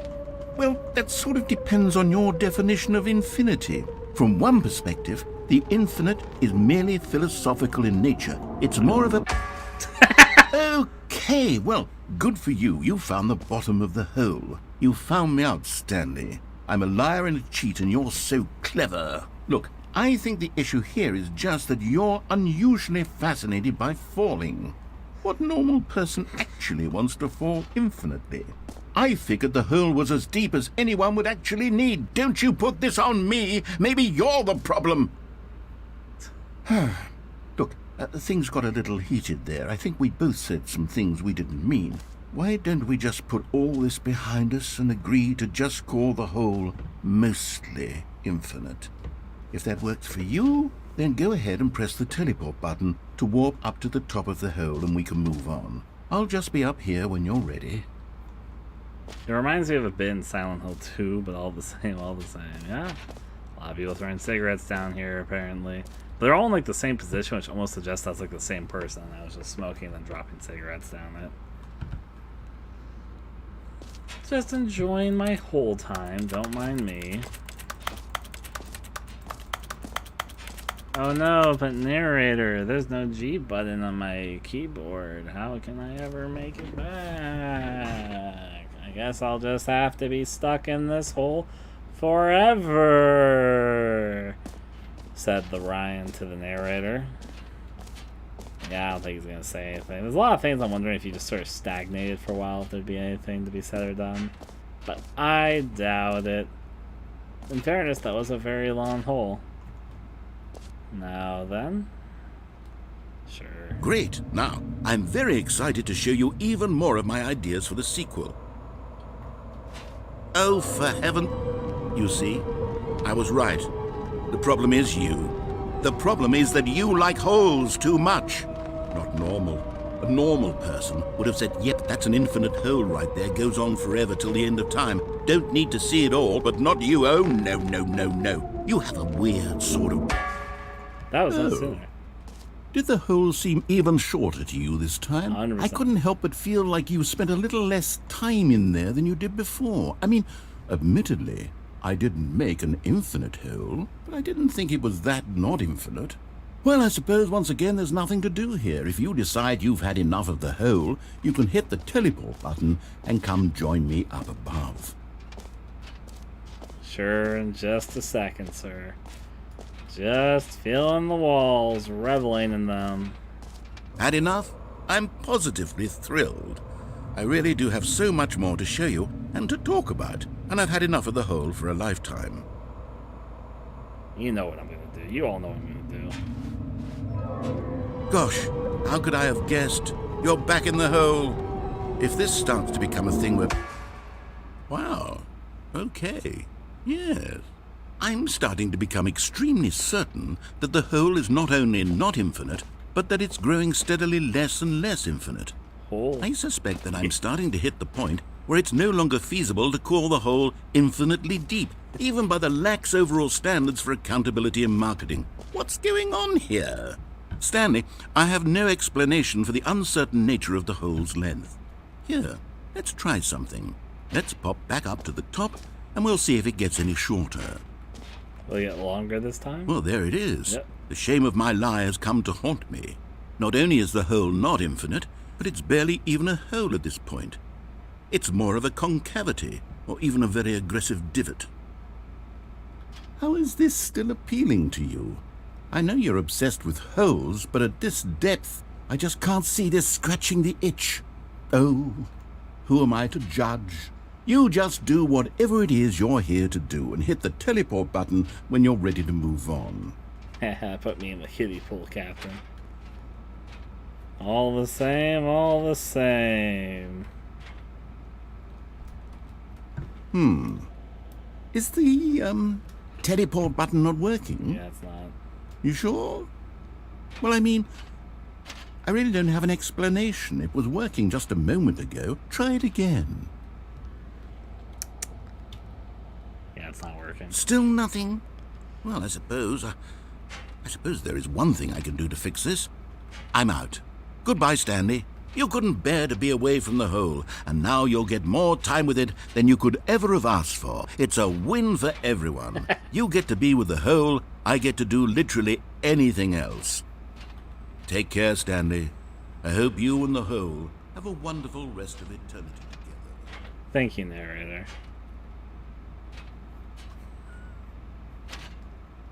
It's fine. I get to have fun with the hole.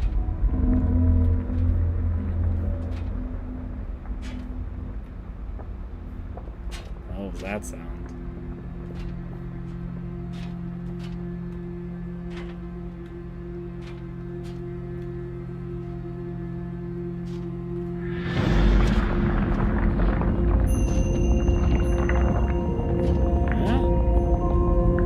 Oh, hey, the hole's descending.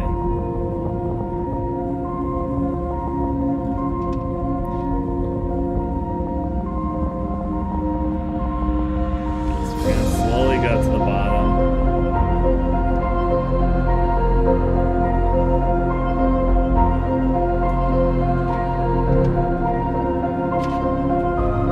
There we go. Change your perspective? What does that mean? Let's try it. We're going. I can't move right now for the record, but I can't see that. Change my perspective. Lots of my buckets there. For the fun of it. Change your perspective, change your perspective.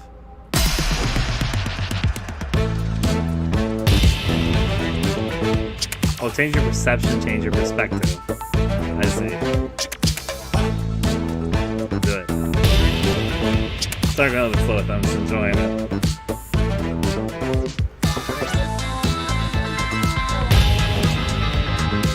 Change your reality. Give it a second, I will in a moment.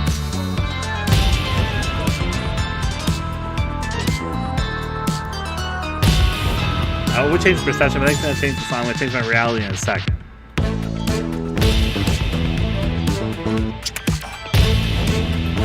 Fun with it.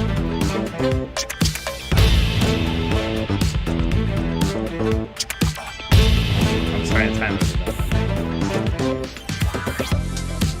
I like this song, which is why I don't want to change my perception yet.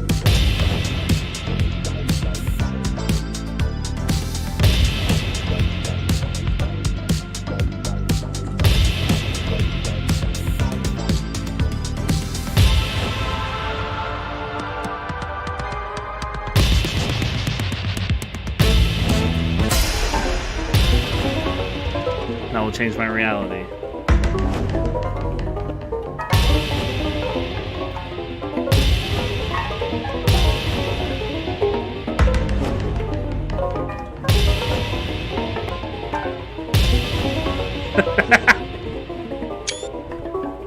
Just want that screenshot for a second, don't mind me. Don't mind me, I'm just a nifty change yourself. Not out the reality yet though. Wow. Dinosaur bones.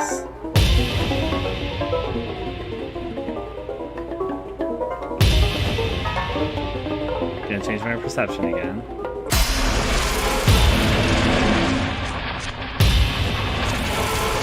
I like how the music is getting less and less music-like.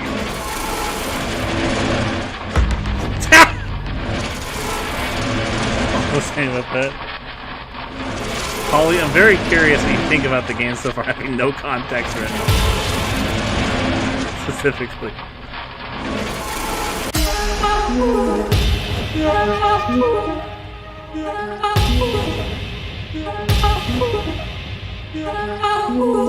There they go with it. Okay. None of it. I'm gonna change myself before I change my reality. Wow. Why does this look 2-7?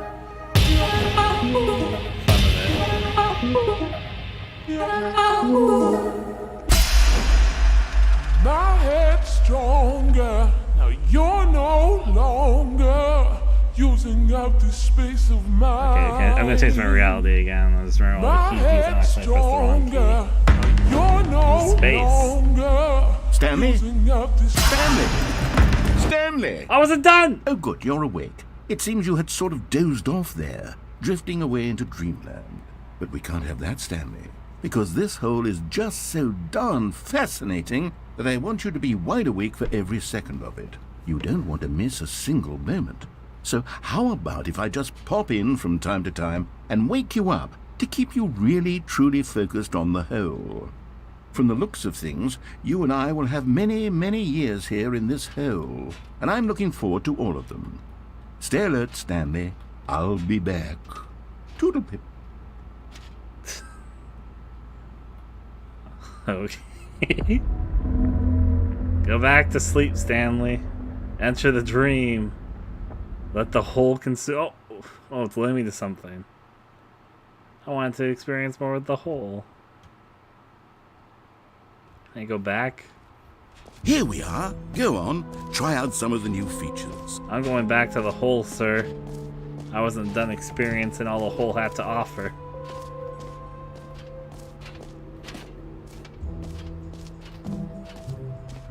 Take the dream. Then going back to the hole. Put it there that way. Ah, they closed it off on me. I wasn't done with it. I only saw one of my other selves. Begin the game again. Should I do that? What would that do? What would that do? Let's find out.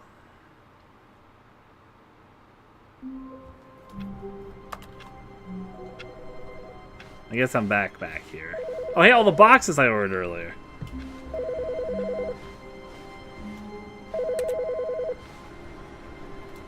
I can't get to the phone. The boxes are blocking the way.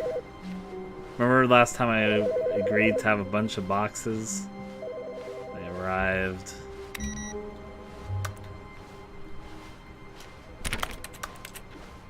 It could be in all the various rooms of the place. I'm still not done with all the new content. I guess I'm gonna go for a normal ending before I go back to the new content. I'm sorry about this. When Stanley came to a set of 2 open doors, he entered the door on his left. I want to see the boxes. I could be doing a speed run because I still need to get the speed run achievement, but I'll go over this way for now. Yet there was not a single person here either. Feeling a wave of disbelief, Stanley decided to go up to his boss's office, hoping he might find an answer there. I'm gonna go for the downstairs ending because Coming to a staircase, Stanley walked upstairs to his boss's office. I'm gonna go this way for now, sir. Don't mind me. That does look pretty cool down here. That looks very readable. And I'm gonna take a screenshot of it so I can read it later. Don't think I got a great screenshot of it, but sure. But Stanley just couldn't do it. He considered the possibility of facing his boss, admitting he had left his post during work hours. He might be fired for that. And in such a competitive economy, why had he taken that risk? All because he believed everyone had vanished? His boss would think he was crazy. And then something occurred to Stanley. Maybe, he thought to himself, maybe I am crazy. All of my co-workers blinking mysteriously out of existence in a single moment for no reason at all? None of it made any logical sense. And as Stanley pondered this, he began to make other strange observations. For example, why couldn't he see his feet when he looked down? Why did doors close automatically behind him wherever he went? And for that matter, these rooms were starting to look pretty familiar. Were they simply repeating? No, Stanley said to himself, this is all too strange. This can't be real. And at last, he came to the conclusion that had been on the tip of his tongue. He just hadn't found the words for it. "I'm dreaming!" he yelled. "This is all a dream." Oh, what a relief Stanley felt to have finally found an answer, an explanation. His co-workers weren't actually gone. He wasn't going to lose his job. He wasn't crazy after all. And he thought to himself, I suppose I'll wake up soon. I'll have to go back to my boring real-life job pushing buttons. I may as well enjoy this while I'm still lucid. So he imagined himself flying and began to gently float above the ground. Then he imagined himself soaring through space on a magical starfield, and it too appeared. It was so much fun, and Stanley marveled that he had still not woken up. How was he remaining so lucid? And then perhaps the strangest question of them all entered Stanley's head. One he was amazed he hadn't asked himself sooner. Why is there a voice in my head dictating everything that I'm doing and thinking? Now the voice was describing itself being considered by Stanley, who found it particularly strange. I'm dreaming about a voice describing me, thinking about how it's describing my thoughts, he thought. And while he thought it all very odd and wondered if this voice spoke to all people in their dreams, the truth was that, of course, this was not a dream. How could it be? Was Stanley simply deceiving himself, believing that if he's asleep, he doesn't have to take responsibility for himself? Stanley is as awake right now as he's ever been in his life. Now, hearing the voice speak these words was quite a shock to Stanley. After all, he knew for certain, beyond a doubt, that this was in fact a dream. Did the voice not see him float and make the magical stars just a moment ago? How else would the voice explain all that? This voice was a part of himself too. Surely, if he could just... He would prove it. He would prove that he was in control, that this was a dream. So he closed his eyes gently, and he invited himself to wake up. He felt the cool weight of the blanket on his skin, the press of the mattress on his back, the fresh air of a world outside this one. Let me wake up. Wait, why did it just load? What?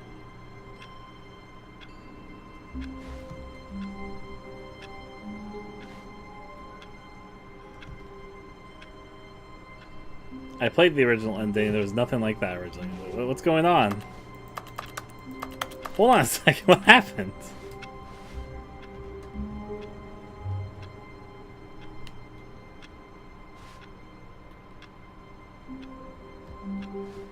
I think I'm back in the beginning room, but my eyes are closed. What did that? What?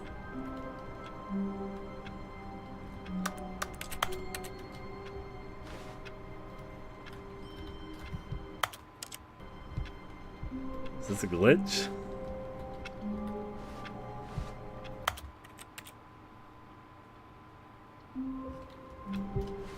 I'll try that one more time. All of his co-workers were gone. What could it mean? Stanley decided to go to the meeting room. Perhaps he had simply missed a memo. Is that a bug? What was that?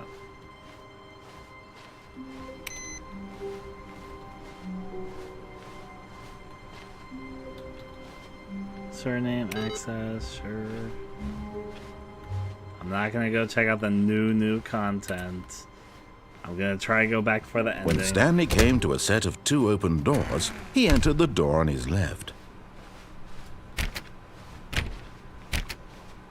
Going over this way. Yet there was not a single person here either. Yeah. Feeling a wave of disbelief, Stanley decided to go up to his... Coming to a staircase, Stanley walked upstairs to his boss's office.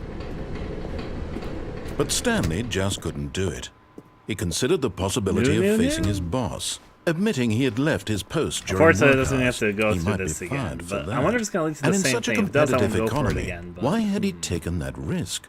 All because he believed everyone had vanished? His boss would think he was crazy. And then something occurred to Stanley. Maybe, he thought to himself, maybe I am crazy. All of my co-workers blinking mysteriously out of existence in a single moment That's the for crazy no sound, reason though. at all.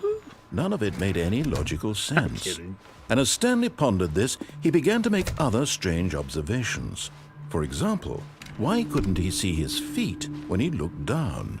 Why Where's did my hair? doors close automatically behind him wherever he went? And for that matter, these rooms were starting to look pretty familiar. Were they simply repeating? No, Stanley said to I'll just himself, keep this is marching through all rooms. too strange. This can't be real. I mean, it And can at last, be. he came to the conclusion that had been on the tip of his tongue. He just hadn't found the words for it. I'm dreaming, he yelled. Let me find This it. is all a dream. Oh, what a relief Stanley felt to have finally found an answer, an explanation. His co-workers weren't actually gone. He wasn't going to lose his job. He wasn't crazy after all. And he thought to himself, I suppose I'll wake up soon. I'll have to go back to my boring real-life job pushing buttons. I may as well enjoy this while I'm still lucid. So, he imagined himself flying and began to gently float above the ground. He touched the ceiling. Then he imagined himself soaring through space on a magical starfield, and it too appeared. It was so much fun, and Stanley marveled that he had still not woken up. How was he remaining so lucid? And then perhaps the strangest question of them all entered Stanley's head. One he was amazed he hadn't asked himself sooner.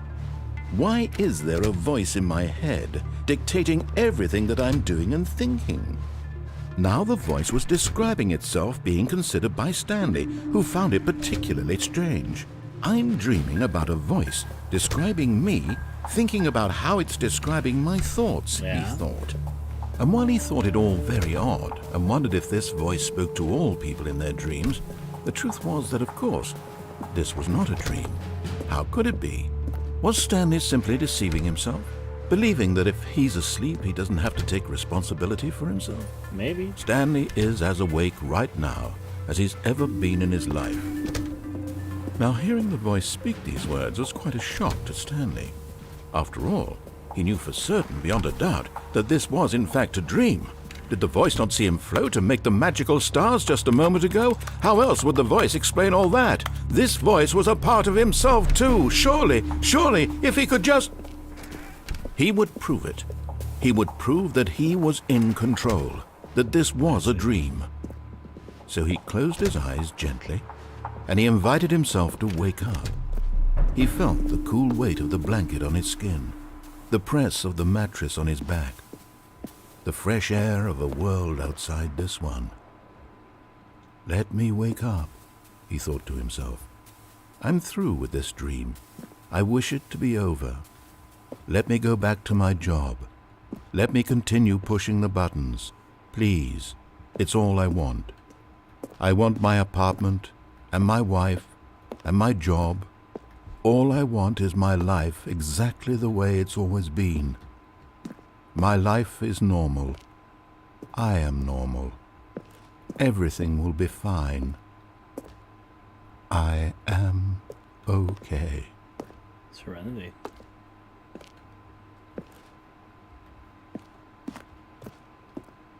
I woke up this time. Stanley began screaming. Please, someone, wake me up. My name is Stanley. I have a boss. I have an office. I am real. Please, just someone tell me I am real. I must be real. I must be. Can anyone hear my voice? Who am I? Who am I? And everything went black. Yep. This is the story of a woman named Mariella. Mariella woke up on a day like any other. She arose, got dressed, gathered her belongings, and walked to her place of work. But on this particular day, her walk was interrupted by the body of a man who had stumbled through town talking and screaming to himself, and then collapsed dead on the sidewalk. And although she would soon turn to go call for an ambulance, For just a few brief moments, she considered the strange man. He was obviously crazy. This much she knew. Everyone knows what crazy people look like. And in that moment, she thought to herself how lucky she was to be normal. I am sane. I am in control of my mind. I know what is real and what isn't. It was comforting to think this, and in a certain way, seeing this man made her feel better. But then she remembered the meeting she had scheduled for that day, the very important people whose impressions of her would affect her career, and by extension, the rest of her life. She had no time for this, so it was only a moment that she stood there, staring down at the body. And then she turned and ran. I'm going to do the speed running this time, by the way, so I'm going to be marching like immediately. Just a step through this door, Stanley thought to himself, that's all I need. If I can make it through this door, I can make it through them all. I'm trying to get the speedrun ending. I think you have to go for the true ending. When Stanley came to a set of 2 open doors, he entered the door on his left. How many corners can I cut? Yet there was not a single person here either. Feeling a wave of disbelief, Stanley decided to go up to his... Coming to a staircase, Stanley walked upstairs to his boss's office. Don't waste too much time, me. 2845. The moment he entered his manager's office, Stanley froze in his tracks. Not a living soul. Stanley was in such a rush to get through the story as quickly as possible, he didn't even have a single minute to just let the narrator talk. That kind of anxiety isn't healthy, so he relaxed for a few moments with some calming New Age music. Fuck you.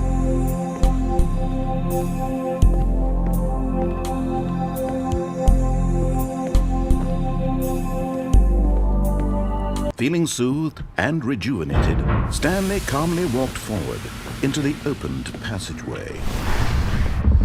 I'm still going for it, even if he's just gonna play New Age music for me. Down the elevator we go.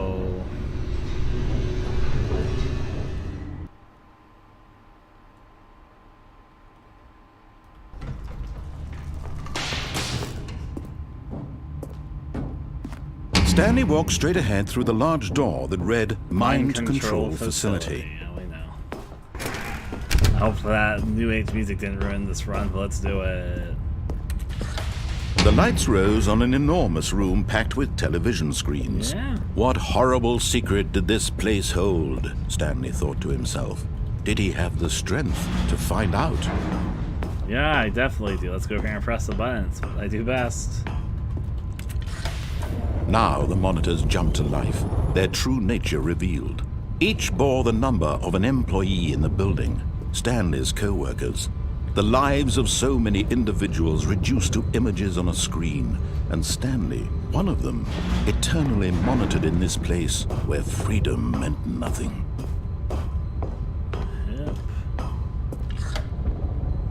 This mind control facility, it was too horrible to believe. It couldn't be true. Had Stanley really been under someone's control all this time? Was this the only reason he was happy with his boring job? That his emotions had been manipulated to accept it blindly? No. Take me. He refused to believe it. He couldn't accept it. His own life in someone else's control? Never. It was unthinkable. Wasn't it? Was it even possible? Had he truly spent his entire life utterly blind to the world? But here was the proof. The heart of the operation. Controls labeled with emotions. Happy or sad or content. Walking, eating, working. All of it monitored and commanded from this very place. And as the cold reality of his past began to sink in, Stanley decided that this machine... I'm going for it. Don't mind me. Give me that speedrun achievement.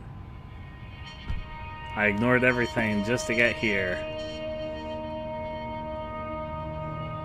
Blackness and a rising chill of uncertainty.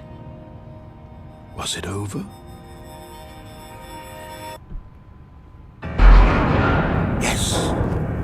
He had won. He had defeated the machine, unshackled himself from someone else's command. Freedom was mere moments away. And yet, even as the immense door slowly opened, Stanley reflected on how many puzzles still lay unsolved. Where had his co-workers gone? How had he been freed from the machine's grasp? What other mysteries did this strange building hold? But as sunlight streamed into the chamber, he realized none of this mattered to him, for it was not knowledge or even power that he had been seeking, but happiness. Perhaps his goal had not been to understand, but to let go. No longer would anyone tell him where to go, what to do, or how to feel. Whatever life he lives, it will be his, and that was all he needed to know. It was perhaps the only thing worth knowing. Stanley stepped through the open door. I will once it lets me. Stanley felt the cool breeze upon his skin, the feeling of liberation, the immense possibility of the new path before him.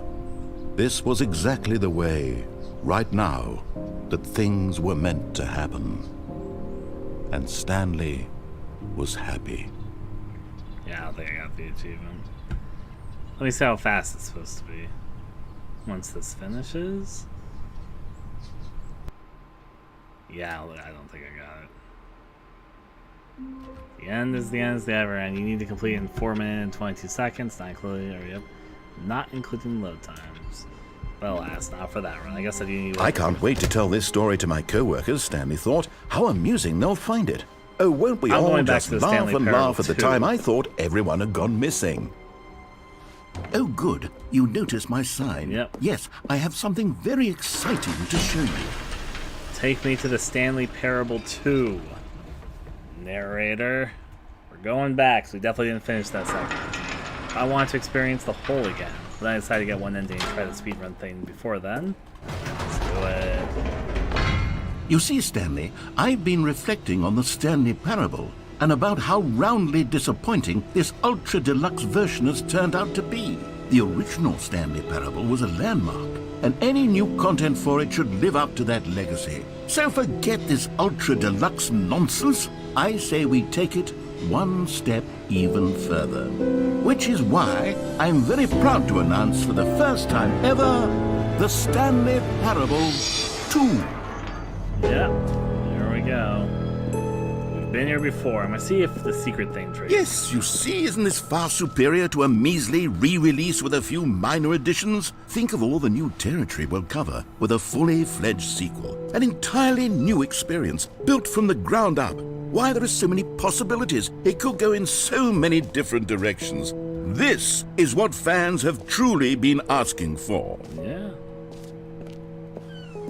There's the odd header and the other YouTuber I don't recognize. Calling it the Stanley Parable 2 is just so much catchier than Ultra Deluxe, don't you think? Ultra Deluxe? What does it even mean? Yep, But the Stanley Parable 2, now that's an artistic statement right there. It's future-oriented. It screams progress and innovation and long-term franchising potential. Yep. Now, to be clear, I haven't quite nailed down what exactly the Stanley Parable 2 is going to be, but let's take a look at some of the features I've been developing for it. I figure that if I can loosely organize a handful of interesting concepts, that surely the game will sort of naturally spring up around them. It'll all work itself out. Game development is much more of a fuzzy magic than anything scientific or logical, really. So that whisper that we heard was the eat thing coming on, because it was definitely wasn't like on originally. Eat. This is 100% related to a secret, but I cannot for life be figured out right now.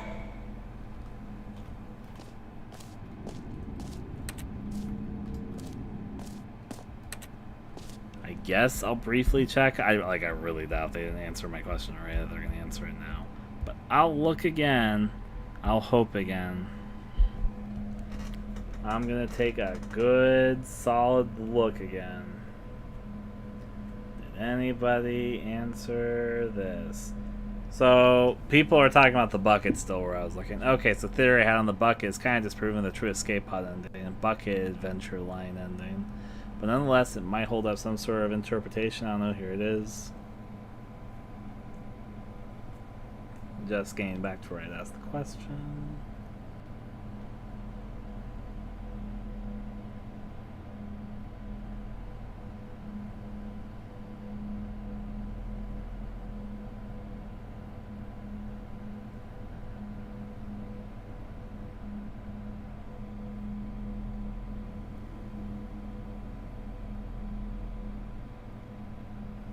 Huh. That is bizarre, but sure. So, vaguely, I guess this is lightly a spoiler, but it's not really a specific spoiler, so I don't really care.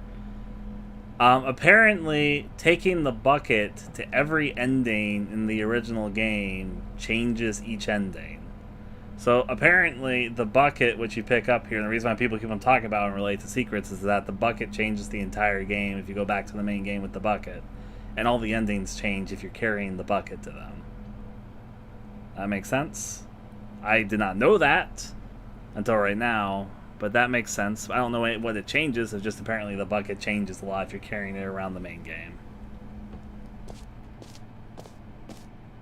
But again, I haven't even experienced like the regular versions of the endings in this particular. Well, we'll see. I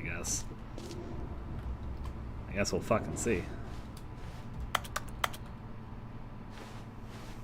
I know there's interesting events in the like main lobby if you restart multiple times. So we're gonna be restarting multiple times like naturally, so it doesn't really matter too much. Continuing.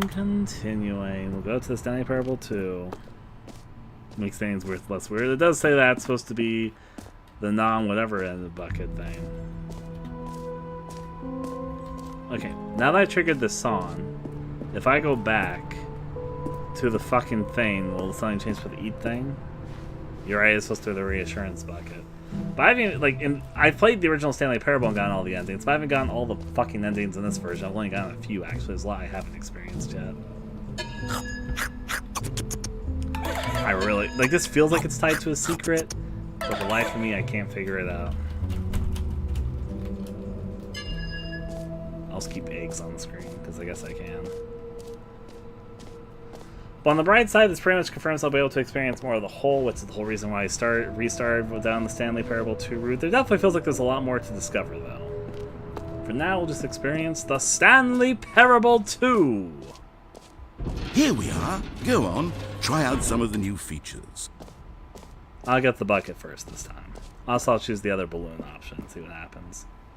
A common complaint of the Stanley Parable was that it was confusing and paradoxical, that it engendered a chaotic sense of reckless despair in those who played it. Well, I'm happy to say that after much consideration, I've engineered a clever solution to this fundamental problem with the game. I can't see the bucket right now. It's the Stanley Parable Reassurance Bucket. You see, Stanley, anytime you're holding the bucket, a sense of calm and ease will fill your mind and your heart. It's true. As long as you hold on to the bucket, the many disorienting contradictions of the Stanley Parable will feel perfectly normal and perhaps even comforting. You may even come to long for the gentle embrace of jarring cognitive dissonance while the bucket is in your arms. And to be honest, it's a much more convenient solution for me than actually redesigning the game to be less uncomfortable. Can you imagine what a pain in the ass that would be? Yes, the bucket is the perfect solution. Come on, give it a try. I actually, now kind of knowing what the bucket does, I kind of appreciate the self-jab at humor because the bucket does actually apparently change the entire main game. So he makes the comment saying, it's easier to make the bucket than just redesigning the entire game to be less...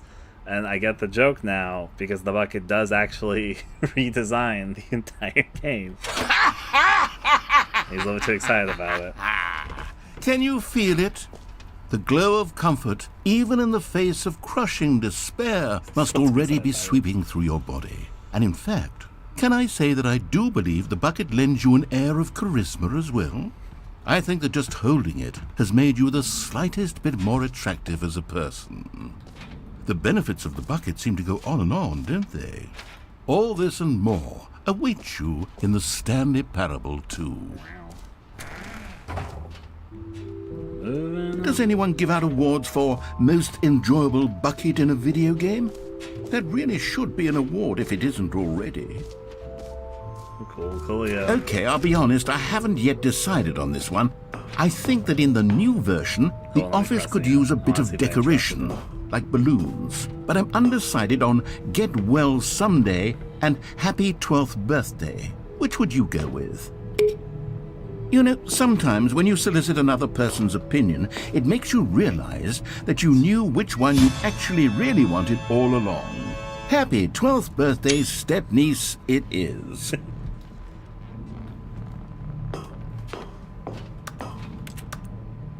So let's use your dialogue. Or actually, maybe I should have gone with... No, I've made my decision, we're moving on. I prefer this happy 12th birthday niece thing.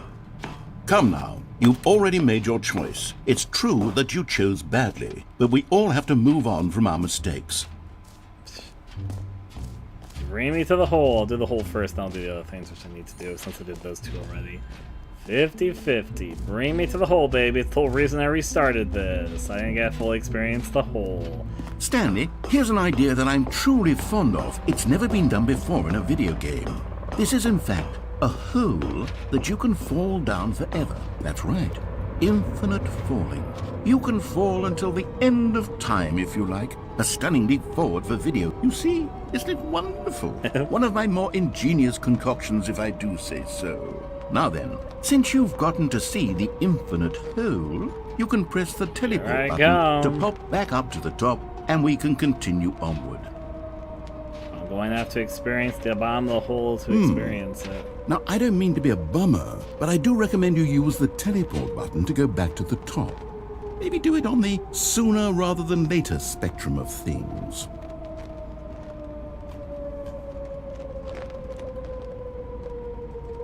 Okay, Stanley, I don't know quite how to say this tactfully, but it's possible that I slightly exaggerated the infinite nature of the hole.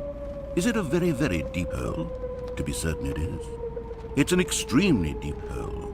I don't want anyone to say that it isn't an astonishingly deep hole. It is. Is it infinite? Well, that sort of depends on your definition of infinity. From one perspective, the infinite is merely philosophical in nature. It's more of a...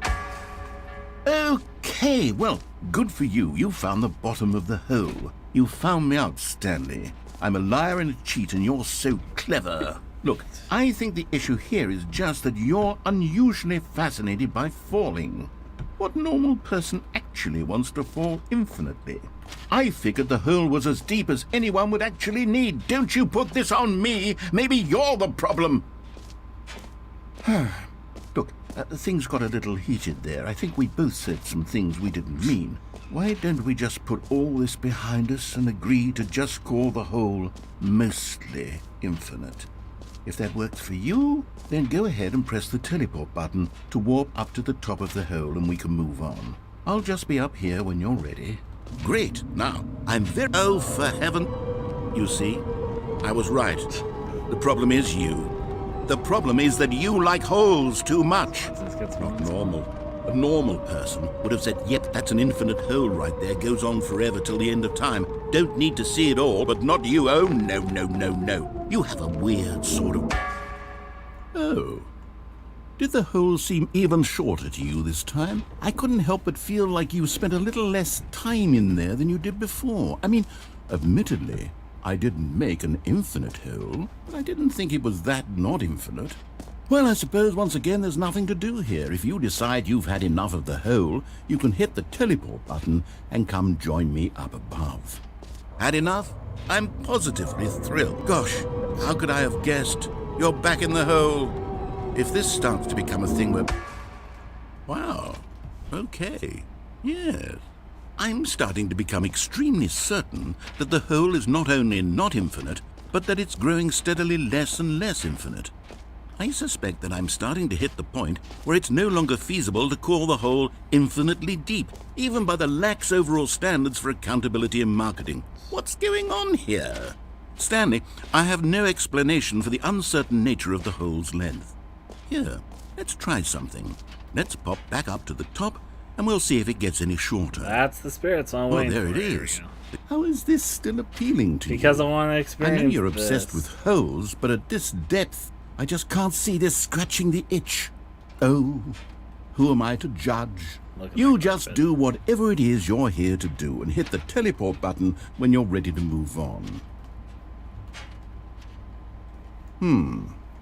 Is the, teleport button not working? You sure? Well, I mean, I really don't have an explanation. It was working just a moment ago. Try it again. That's the spirit. Don't Still nothing? blame the Well, I player, not the suppose problem. I suppose there is one thing I can do to fix Then this. again, I guess you can't I'm really out. know, 'cause you Goodbye, have to be Stanley. 50% gonna You count. couldn't bear to be away from the hole, and now you'll get more time with it than you could ever have asked for. Yeah. It's a win for everyone. You get to be with the hole, I get to do literally anything else. Take care, Stanley. I hope you and the hole have a wonderful rest of eternity together. And now it's time for what we've all been waiting for. The holy business. Let me in. Put me into a dream. I feel like there was much of that whole experience I didn't get to experience. I actually think the narrator would like this, because I remember what his peaceful zone is like, which we haven't seen in this playthrough, but I remember it, and I think that Stanley's whole experience is just the narrator's little fantasy, just grander and more interesting. It's time for the hole. There's a whole lot of depth to this hole, if you know what I mean. Okay, even if no, I'll think about it. Continuing.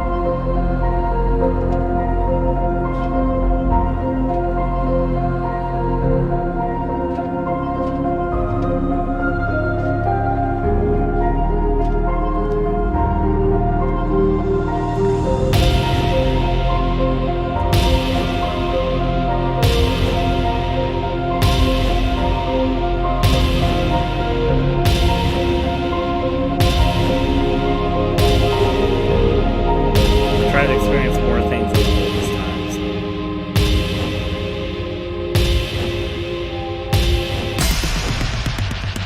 Oh, the songs. Oh. I like that song one of the other ones.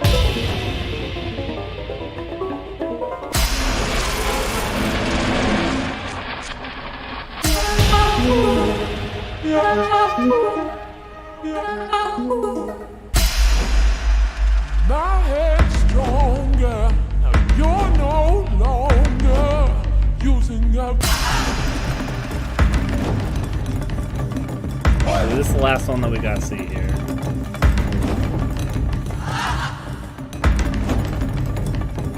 That one's kind of.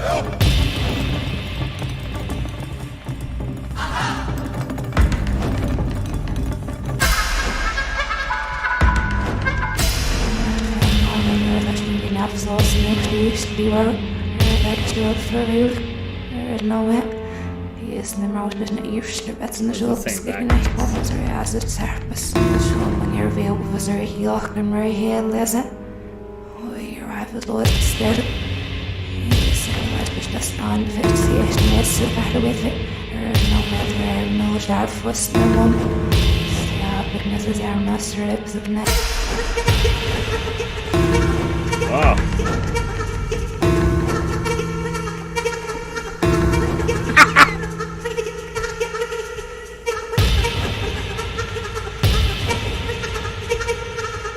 Stanley? Stanley? Stanley! Oh, good, you're awake. It seems you had sort of dozed off there, drifting away into dreamland. But we can't I have want that, more time with Stanley, the hole. Because this hole is just so That darn was more, though. fascinating that I want you to be wide awake for every second of it. You don't want to miss a single moment. So how about if I just pop in from time to time and wake you up to keep you really, truly focused on the hole? From the looks of things, you and I will have many, many years here in this hole, and I'm looking forward to all of them. Stay alert, Stanley. I'll be back. Toodlepip. And I know it's gonna take me out of the hole, but I want more hole time. I still feel like I haven't experienced all of it.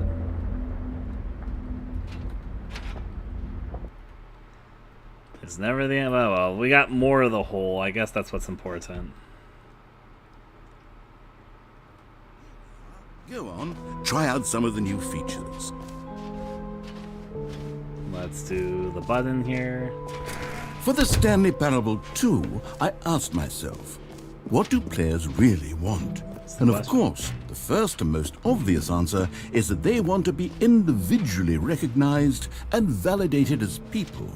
So with that in mind, my first addition to the game is this button which speaks the name of the person playing the game. Isn't that wonderful? Jim.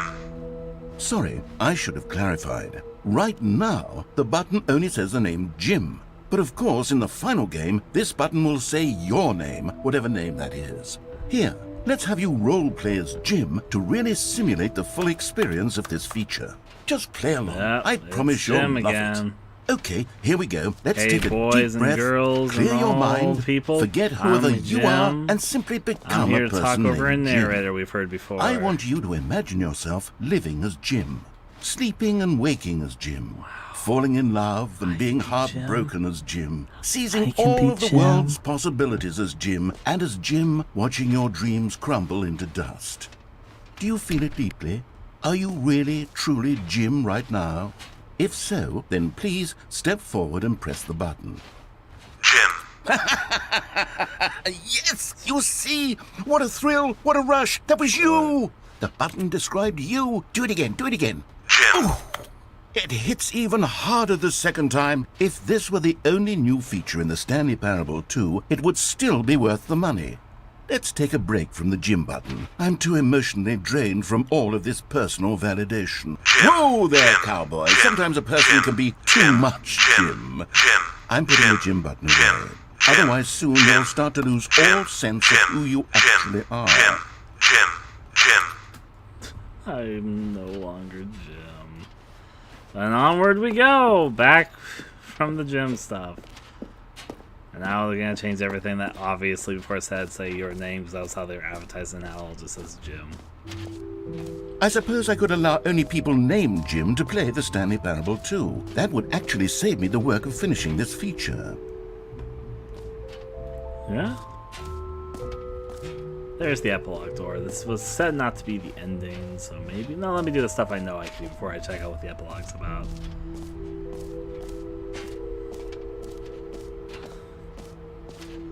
Yeah, I know this. Like I say, the game is very good at doing a lot with a little, in my personal opinion. I'll go over here and get my collectible. Out of order? You've been here already. They called me out on that shit. Fuck. I guess it counted if I actually collected it? Okay, the exit's that way. What have I not seen? Jump circle. Well, I haven't done that actually in this thing, just for them to tell me I've got 0 jumps left, because I do. You know what? Let's bring the jump circle back for Stanley Parable 2 as well. It's a... Oh, wait. You already spent all your jumps the first time we saw the jump circle? Oh well. I suppose it can just be a nice decorative piece Just then. haven't done free achievement yet. Let me do free achievement quickly. Give it to me, Stanley. Give me the free achievement. Now here's something special. You remember that broken test achievement that got left in the game on accident? Well, I'm developing a technology to simply give you the achievement. Yes. You see, you're... Okay, perhaps I should have clarified. This is technology that will exist. Right now, the achievement is still fully broken. I'm not a wizard, Stanley, but I guarantee it will be fixed in the sequel to at last satisfy the hordes of ravenous fans all over the world who have been uproariously demanding this feature. Gamers, we hear you, and I promise it will happen. Why did they let me step in the dark so far? I don't understand. I don't understand. I don't want to beat for my life to be over. I'm not going to sing that anymore. What else? What other exhibits haven't we seen yet? That's what I'm about to check. The epilogue, but the exit is the final thing. Anything else before the epilogue? Collectibles. Okay, collectibles is a 9. I like how the fucking symbols here are just nonsense to make it more complicated. We already got the collectibles thing. Infinite hole, epilogue. I think it's office decorations. We're just office decorations on this map. Oh, so what's K? The infinite hole? Yeah, infinite hole. Okay. Office decorations is 3. Oh, that's where I chose the balloon thing. And that's the reassurance bucket. I haven't seen the Settings World Championship. Where's the same? That's the Settings World Championship? I guess? Maybe I haven't looked at that more thoroughly. I'll look at that in just a second, just to make sure. Merch. I saw the merch. So yeah, I'm gonna check out the Settings World thing, then I'm gonna go to the epilogue, and I'll go to the exit.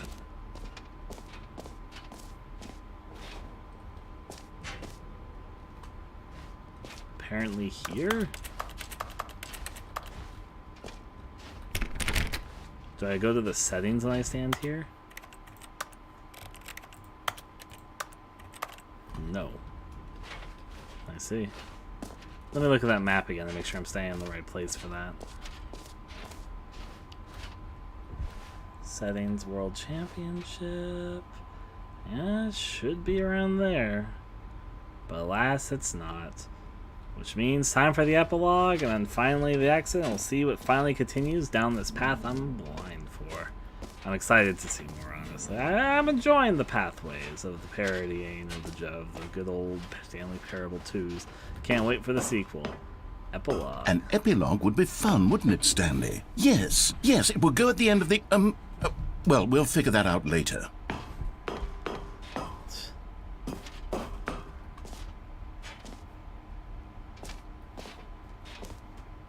Epilogue. Ha, I noticed that one before. That's new. It's kind of funny. Oh, this is what the Saiyans World Championship is. Mostly infinite hole, free achievement. Yeah, let's see the Saiyans World Championship. That's why I couldn't find it. It was up here.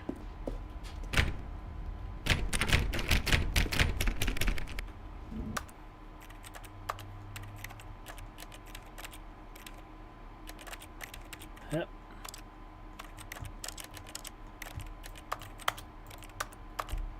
How to become the World Saiyans Champion?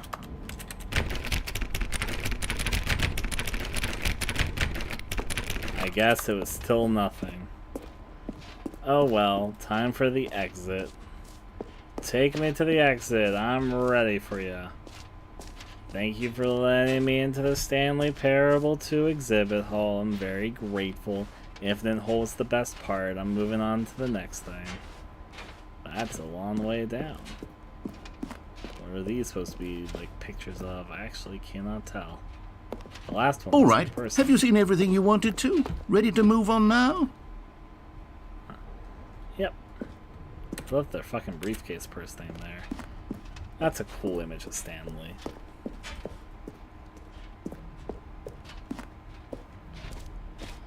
No screenshots. No screenshots. So, Stanley, what do you think?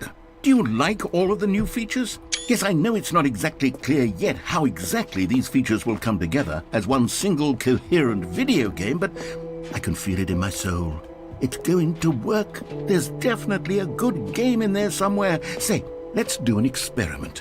I'll arrange these new features together, and we'll see whether or not it coheres into a meaningful gameplay experience.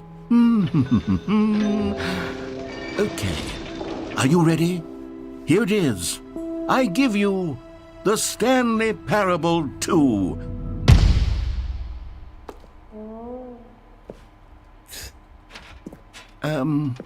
Well, I mean, there's potential here, right? It's sort of... Okay, never mind. Hold on, let me do a different arrangement. Okay, yes, this is much better. I feel good about this. Here we go. Version 2. Who am I kidding, Stanley? This isn't a coherent video game at all. It's a lot of gags. And I do very much enjoy creating gags, but they don't add up to anything. I wanted more than anything to create a sequel that would capture all the magic of the first game. I wanted fans to love it. No matter how good these gags are, they won't stand on their own. They would need the structure and the gameplay of the original. Wait, maybe that's it. I can take the original Stanley Parable and simply, well, insert a few of my new features into it. Tastefully, of course. With respect. With care for the vision and integrity of the original game. Would it possibly work? I suppose it could. But it would need a really, really tremendous title screen. A title screen that says with bold and uncompromising conviction, "This is the Stanley Parable 2. Let me see if I can whip something up. All right, perfect. Go ahead. Take a look. I think return me to the title screen. Oh, but it's actually a new title screen. And they changed it from the Stanley Parable 2 to the Stanley Parable... They changed from Ultra Deluxe to Stanley Parable 2. I see. So, basically, they returned me to the title screen, but they've updated this title screen, both what's here and also that it's no longer the Stanley Parable Ultra Deluxe, it's now the Stanley Parable 2. It's a pretty good title screen, honestly, just by itself.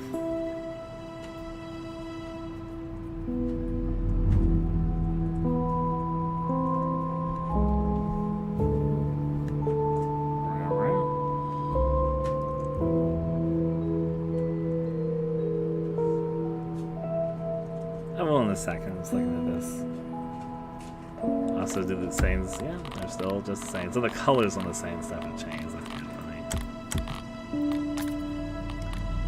Begin the game. Let's do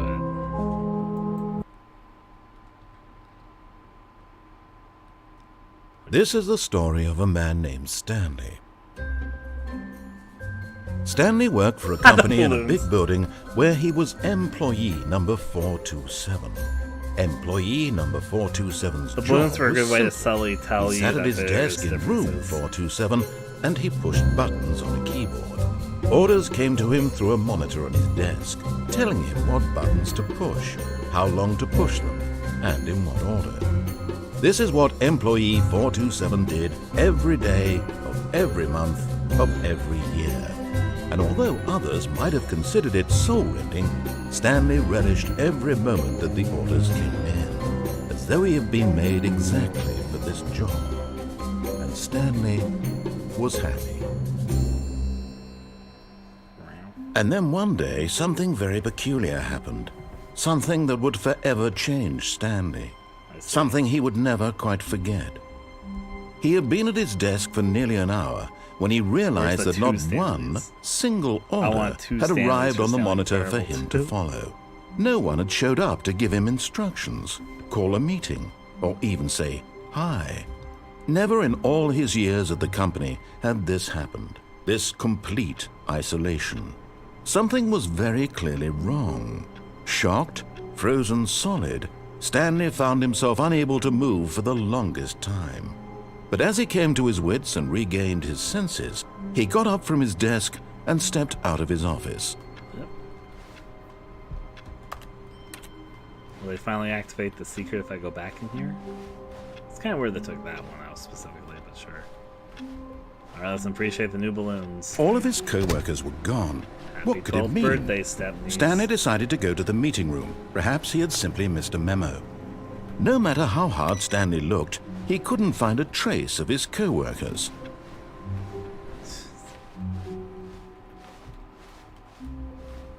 Turning off the computer stuff. I still need to... This is new. Why is this here? Hey, the bucket's here. It's because they want me to see the bucket. We're not going to mess with the bucket yet, because I haven't even done the original endings, most of them yet. So I think I should do those before I start doing bucket endings. Stanley felt the bucket calling to him, begging him to pick it up. Why was he not doing it?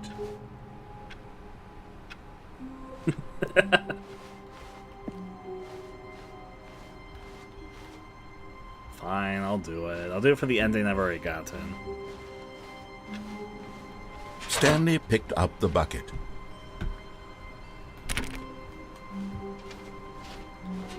Okay, what is this? I don't know what all it changes. Stanley pressed the bucket upon every little thing in the office. Nothing responded to the bucket's touch, but it did little to discourage Stanley's belief in the magic of the bucket.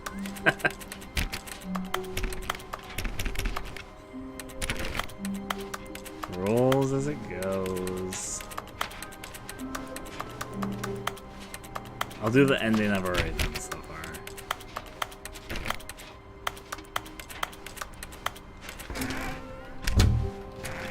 Just like I thought they closed this because I was mashing the E button. Oh, so this turned back to normal. Stanley clutched the bucket tightly to his chest and entered the door on his left. I've only done a couple endings, so I guess I'll go and do what he's telling me to do because that's basically what I need to do.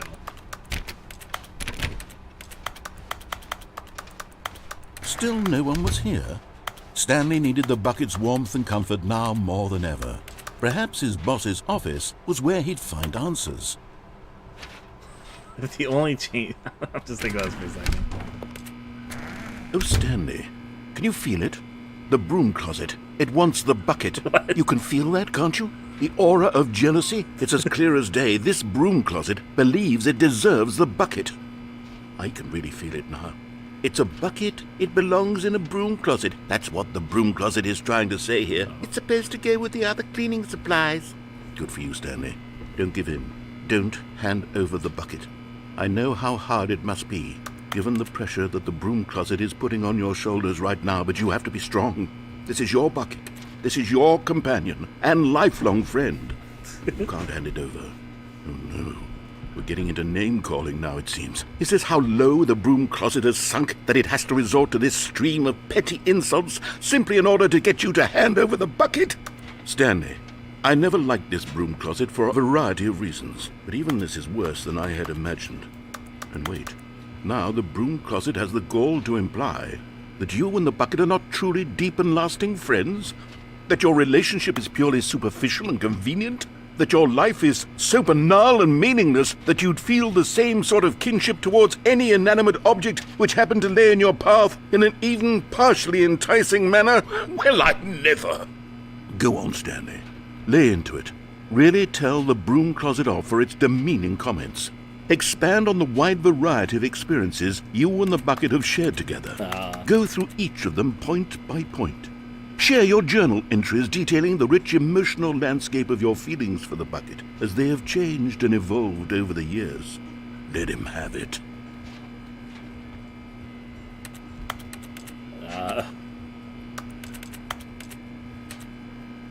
Okay, I've got you something which I think will help settle this debate once and for all. Here we go. Property of There. Stanley. Now it's settled. No more debate, no more discussion. Take a hike, broom closet, with all your meandering philosophical diatribes about the nature of cleaning supplies and their relationship to broom closets in the natural order of things.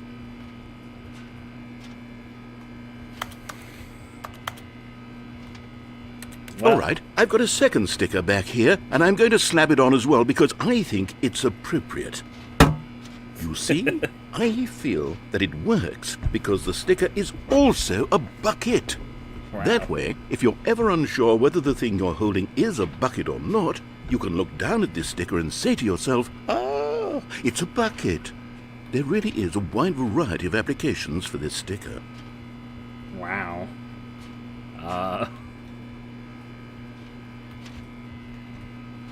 You know what? I could take the name-calling and the dismissal of your kinship with the bucket, but now the broom closet is just giving us a silent treatment, and to be honest, I'm sick of the pettiness on display. You can stay here all you like, but I've had it with this impetulant room of cleaning supplies, easily the most childish such room I've ever been in. I'll see you outside, and we can get on with the story about you and your bucket.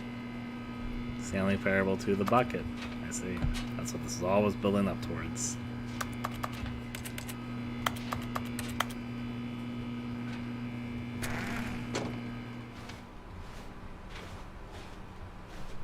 I assume I go back in.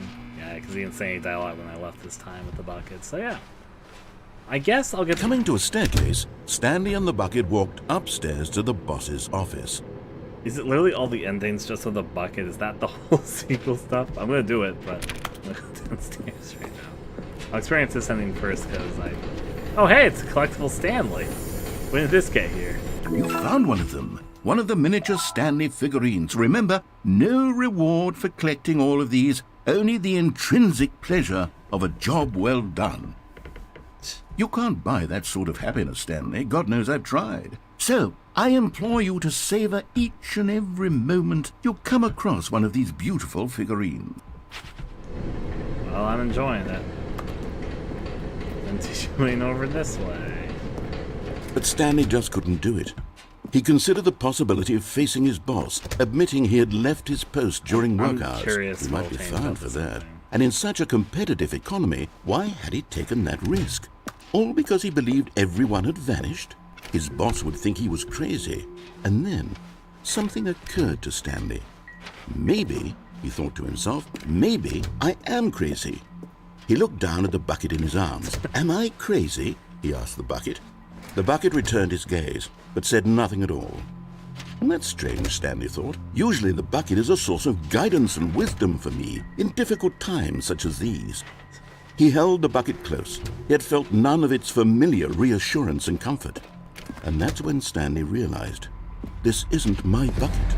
It's just a normal, everyday bucket. Someone else's bucket, perhaps. How did I end up with someone else's bucket? This is all terribly wrong. Surely no good would come from this. Who knows what sorts of bizarre hallucinations Stanley might experience without the psychologically grounding presence of his bucket. And indeed, now he noticed that the rooms were repeating, which was, of course, very odd. And now he felt himself floating off the ground. Oh, gracious, he exclaimed. Without my bucket, I've gone truly mad. Where is it? I must find it. Far off in the distance now, he heard it, calling to him. Stanley! Stanley, it's me, the bucket. Could it truly be? He rushed forward from room to room, passing by one bucket after the next. None of them were his. None of them were his special bucket. Come to me, Stanley. Find me. He had to find the bucket. He had to return to his old friend. It was the only way to truly restore his sanity. And then suddenly, he froze dead in his tracks. He knew where the voice of the bucket had been coming from. The real bucket was inside of him all along. It was incredibly painful. Stanley doubled over in agony and blacked out. So stupid. This is the story of a woman named Mariella. Mariella woke up on a day like any other. She arose, got dressed, picked up her bucket of comfort and security, and walked to her place of work. But on this particular day, her walk was interrupted by the body of a man who had stumbled through town, talking and screaming to himself, and then collapsed dead on the sidewalk. Right away, she knew what the problem was. This man had no bucket. Of course he'd gone mad, ranting and raving about a narrator describing all of his actions and how everything is predetermined and free will is an illusion and it's all just a video game. It could all have been prevented if only he'd taken his bucket with him. Perhaps he didn't even realize he'd forgotten his bucket at home in the first place.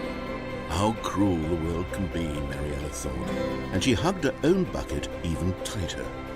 But of course, she had no time for this. There were a myriad of confusing problems she would soon have to confront at work, for which her bucket would provide absolute guidance and total clarity on everything. Heck yes, she thought to herself, my life kicks ass. And she backflipped all the way to work. Well, I'm happy she learned a lesson there today. I'm not going to pick up the bucket for a while. I guess I can go for the fucking one ending, which I've already got. A soft wind blew outside and perhaps rain started. Oh, it's raining. And if it did, it stopped shortly after. Stanley hoped that he would one day see weather. They do that completely to get you hyped up, and it worked.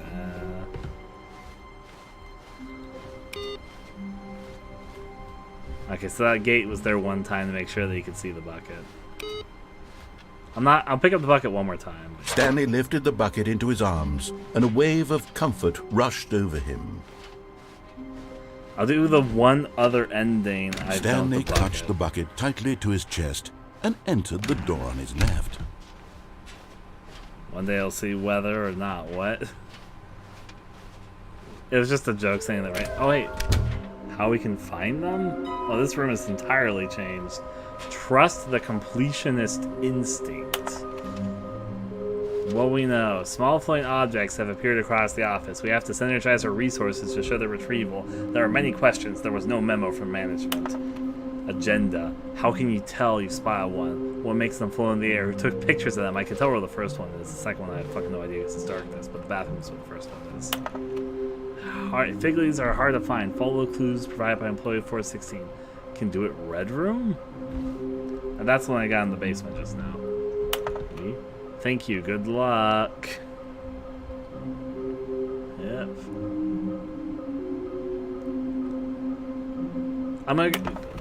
I think I know how I'm going to tackle this. I'm going to get an ending, then I'm going to go back to the bucket and get the same ending. I'm going to get the ending which I've already gotten so far, but yeah.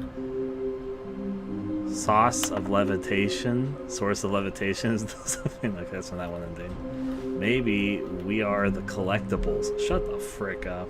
To whom it may concern. I managed to pick up sounds unusual to a regular office ambience or local audio sources using an array of cardiac microphones, also known as directional mic, a microphone which picks up sound from a particular area. Analysis of the recordings allows me to triangulate to the source of new strange noises. Date shows that, in all likelihood, it's coming from a dark area behind a very warm place. I also picked up what looked to be reverberations off of a Ursuline surface. Anyone have any leads on this? Wouldn't you like to know? Difficult findings. Weird spinning figurines. Our dates, stop options, money. What do they want? Our data, stock options, money. Got it. Should we make them employees? Maybe we should make them interns. Why do they kind of look like 427? Action and reaction, employee, question mark. Alright, what does that say? Our quarterly success? Why floating? Our quarterly success, money, dreams, magnets, training exercise, or management? How many are there? Negative 151, negative 4, some number, 16. More money, okay, can we sell them? More money is sold together, obviously. Do we need contracts for them? NDAs, potential liability. Employee 421 building a bridge, saw one in the cargo room. Let's see, bonus stuff, what we know, what we forgot, what we don't know yet. All these inquiries. Warehouse access plan. Produce one plank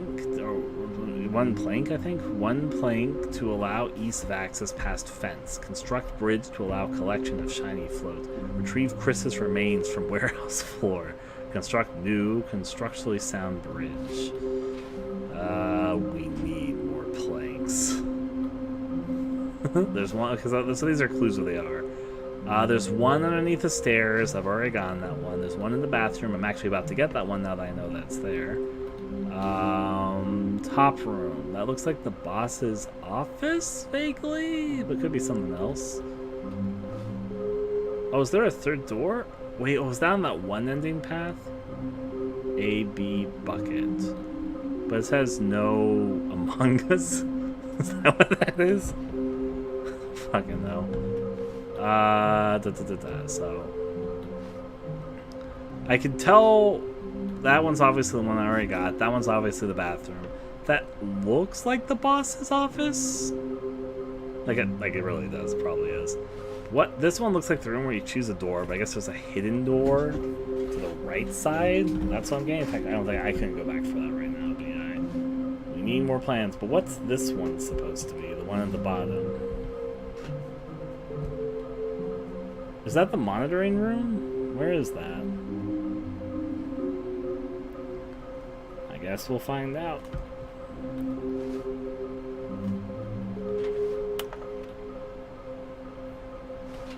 Places to search, mission stats. Inside the sequel exhibit, got that one. Stairs, something to do with stairs. Here, we got that one. We got that confused gnome.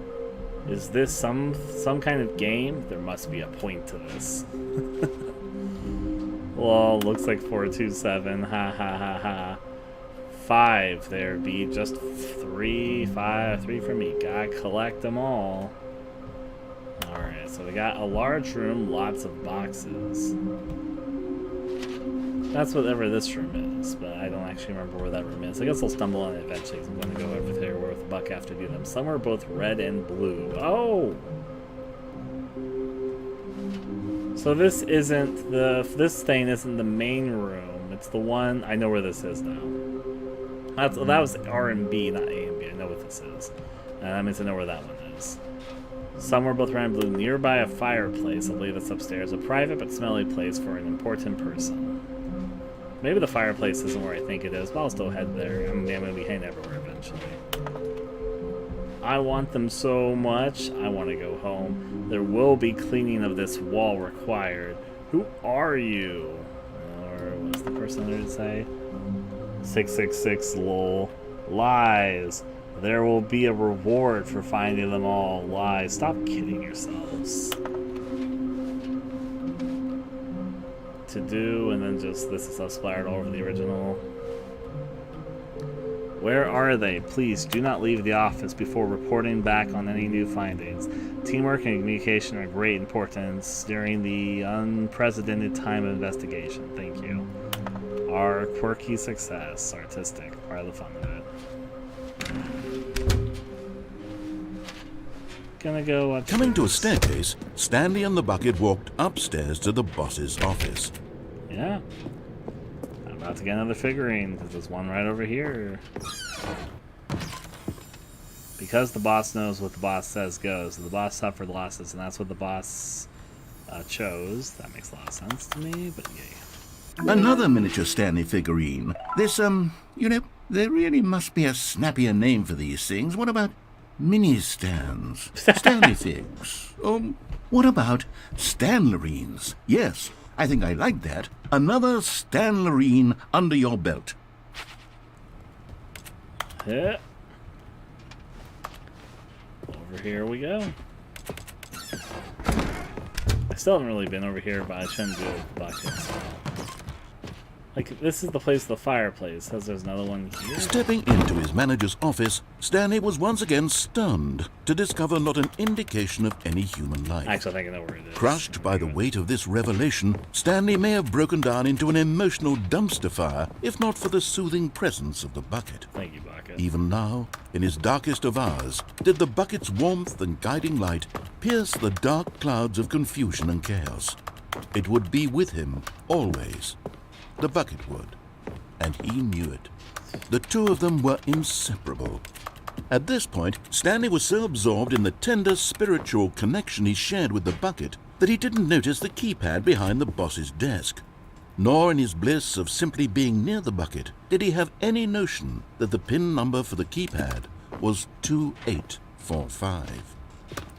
So I think the bucket's behind the fireplace once I do the code, and in that little dead-end corner I found before. I'm sort of figuring out some of the places I was confused about that were dead ends or actually just figurine placement stuff. Stanley just sat around twiddling his thumbs. Trying to input anything on the device was useless, since he could never possibly know that the combination was 2845. I'll do it normally this time. But Stanley guessed the correct code by sheer luck. Was it that the bucket knew all along? Was the bucket guiding him? Yes, this is certainly the most logical explanation. There you go. Makes sense to me. And I assume there's the figurine over here. Okay, I'm going back to the name of these little Stanley figurines, and now I'm torn between Stanlerines and Figlies. What do you think, Stanley? What name better encapsulates the intrinsic sense of happiness that you get from seeing a small number in the corner of your screen go up by 1? Let me sit on it. I'm sure it will come to me. Yep. And now to the darkness I go. I could get the other ending I got, because there's only 3 endings I've obtained so far. And I guess technically now 5 if you count like the sequel thing and stuff. But I've actually only obtained... The elevator 3 raced endings. downward, plummeting towards an unknown fate. It would be all Stanley could do to keep himself together, if not for the bucket. Soothing him, comforting him, reassuring that in this darkest moment of uncertainty, he would be all right. The bucket is here for you, Stanley. Everything will be fine. Now, my one concern is maybe the jokes being solely focused on the bucket might grow a little tiresome. But we'll see. We'll see. I'm open-minded. I'm not going to do that ending right now. I'll do the normal ending first. Stanley and the bucket walked straight ahead through the large door that read, Mind Control Facility. Solus, you mentioned earlier something about being able to go beneath the mind control facility. I won't do that right now, but I'll think about that. Something me with this right here? Oh, you get on top of this chair or that? Yep. I'm not going to do that right now. I do have a thing. The lights rose on an enormous room packed with television screens. What horrible secret did this place hold? Stanley and the bucket both wondered to themselves. Let's see what the buck has to say about all this.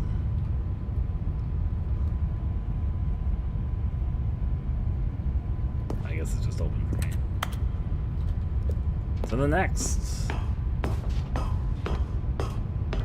Vaguely, but I don't know how you get the escape pod in there. I remember it from the original game stuff, but don't go over there yet. There's still so much of this version of the game I need The to monitors experience. jumped to life, and Stanley nearly dropped the bucket in shock.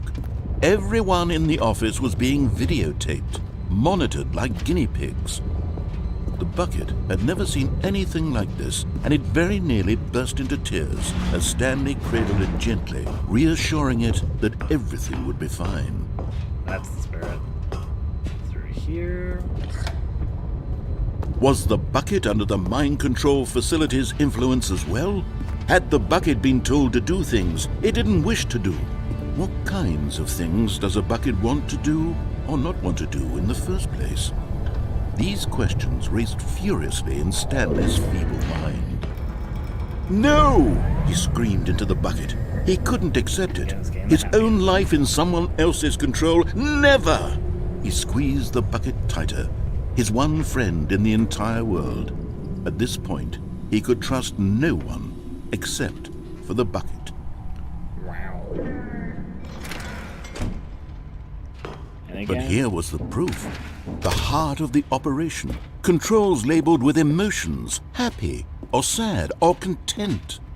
Walking, eating, working, all of it monitored and commanded from this very place. And as the cold reality of his past began to sink in, Stanley decided that this machinery would never again exert its terrible power over another human life. For he and the bucket would dismantle the controls for good. Two best friends, Stanley and the bucket, up against the world. They high-fived in a really cool way, and the bucket made a sassy comment about taking down the system. Of course, there's to get the enemy we've already obtained. Might as well, because I'm in the neighborhood. Don't say any more figurines for that one. When at last they came to the source of the room's power, Stanley and the bucket knew it was their obligation to put an end to this horrible place and to everything it stood for. I've already got to the bucket this time. Stanley and the bucket waited in blackness. Was it over?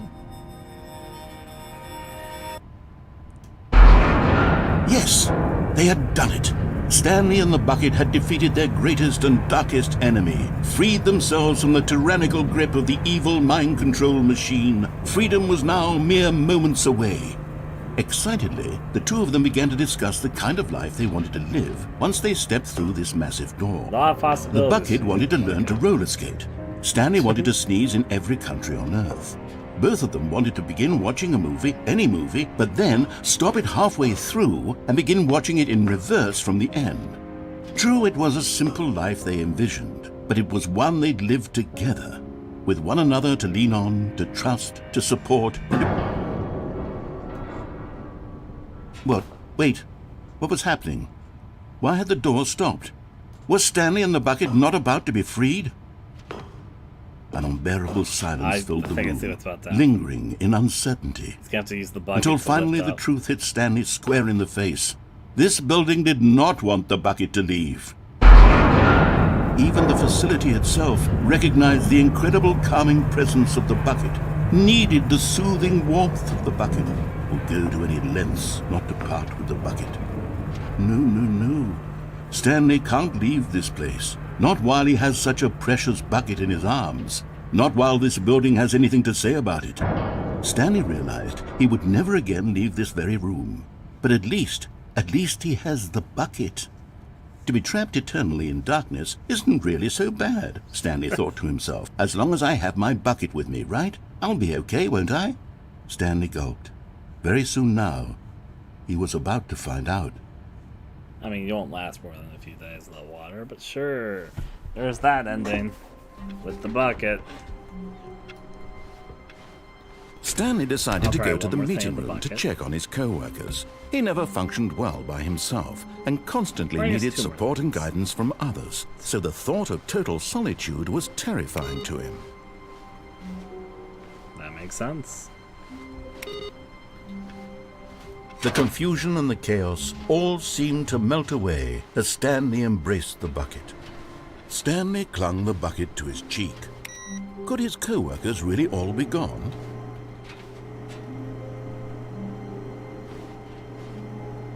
Here we go. I was gonna see if this changes to the bucket or not. All the stuff. Yes! Yes. Whispered the bucket into Stanley's ear. We've done it. We've escaped from that dull office and that pesky narrator. At last, out here in the white void, we are alone. Now, and for the first time, I can reveal to you my true self. The bucket began to tell Stanley of its life and its history, of the countless wars it witnessed, desecrating the land and lives of untold numbers of innocent humans, and the bucket's own complicity therein, of sadness and regret, and the many years it spent dwelling on the actions it might have taken to curb the madness and the decay, if only it had been stronger, of hope and redemption, and its crusade to uplift the stock of life for the common man, to manifest justice where none existed, and the bittersweet reality of time, to see one's dreams and wishes met halfway, meted out in parcels like charity, and abandoned as soon as the warm glow of inspiration begins to dim. The opportunities to do so much more. There was so much it could have done, perhaps, the bucket wondered to itself. Perhaps if it had seen its own darkness with a clearer perception.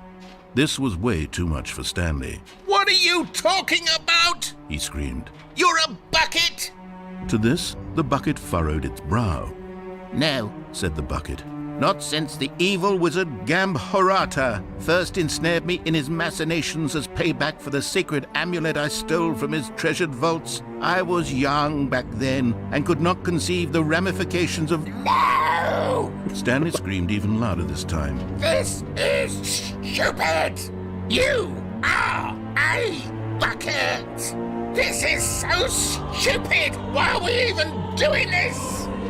As Stanley screamed and screamed and screamed, the bucket revealed its true form, transforming into a mighty beast of untold power, its fangs glistening like...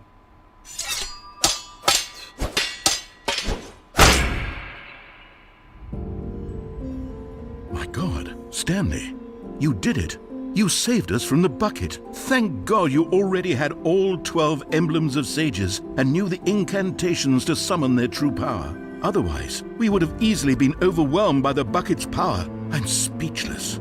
You've demonstrated such bravery here today. Come, let's restart the game, and we'll agree to never again go trifling with this bucket, nor the dark magic cast away inside of it. Well, that was more than I was expecting.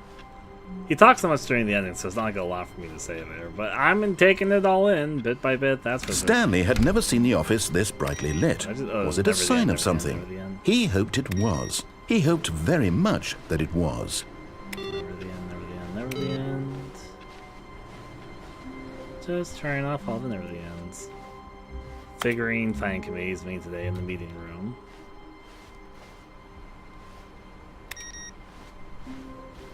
Never the end, never the end, never the end.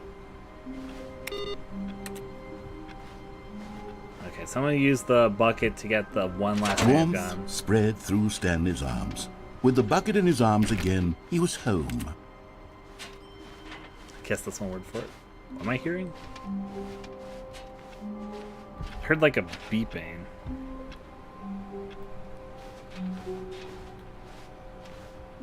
What was that beeping I heard? Also, what is that computer monitor over there saying? It says something, alright. Continuing over here. I'm getting a little sleepy, so I'll probably do a little bit more. Stanley clutched the bucket tightly to his chest and entered the door on his left. Go back to the meeting. I'm not actually needing the meeting. Or I guess the meeting is not today, even though I said that was. Never mind, yes it is. Just the lighting change and seeing that I didn't realize it was. Probably because I updated my bucket stats. I've now collected 4 of them. I'm going to be going for the ending I've already gotten, which is the elevator ending. Coming to a staircase, Stanley and the bucket walked upstairs to the boss's office. There's still so much more in the game for me to experience, and I almost want to, but I'll do this Stepping first. into his manager's office, Stanley was once again stunned to discover not an indication of any human life. But Stanley guessed the correct code by sheer Let me luck. skip it. Was it that the bucket knew all along? Was the bucket guiding him? Yes, this is certainly the most logical explanation. Wow. Time to do the elevator ending. I'm excited to see how they update this one.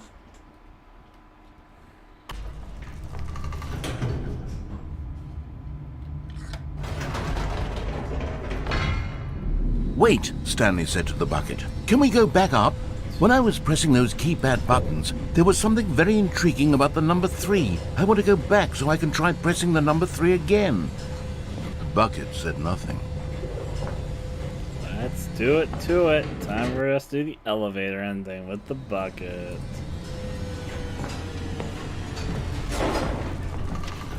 Here. Here we are, said Stanley. Now I'm going to try out that number 3 button. He took the bucket over to the keypad and began absolutely slamming on the number 3 over and over and over.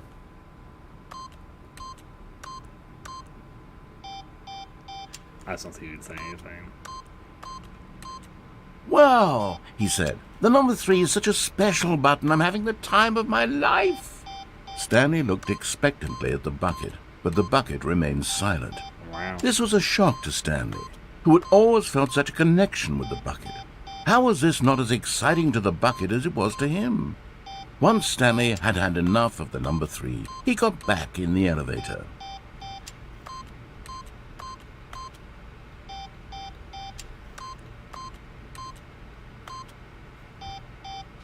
Okay. Well, you know what we're gonna do, because we're going for this specific ending. Back down we go. Perhaps the bucket had missed something. Perhaps it had not seen how much joy Stanley got from slamming the number 3 repeatedly. I want you to remember this is going with this new bucket narrative to this ending.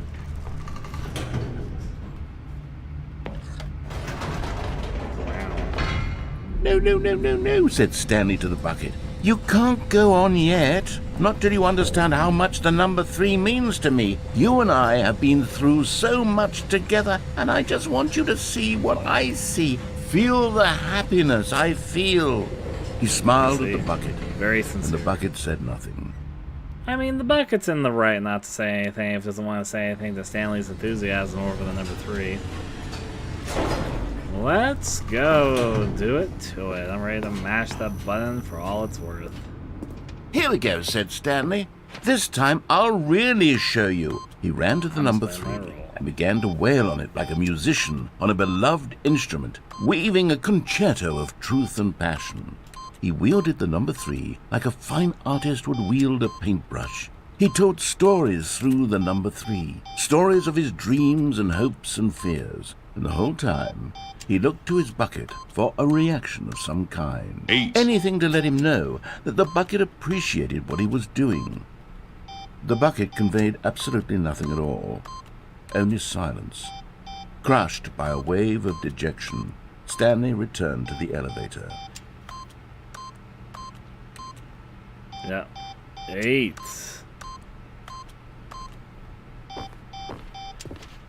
So,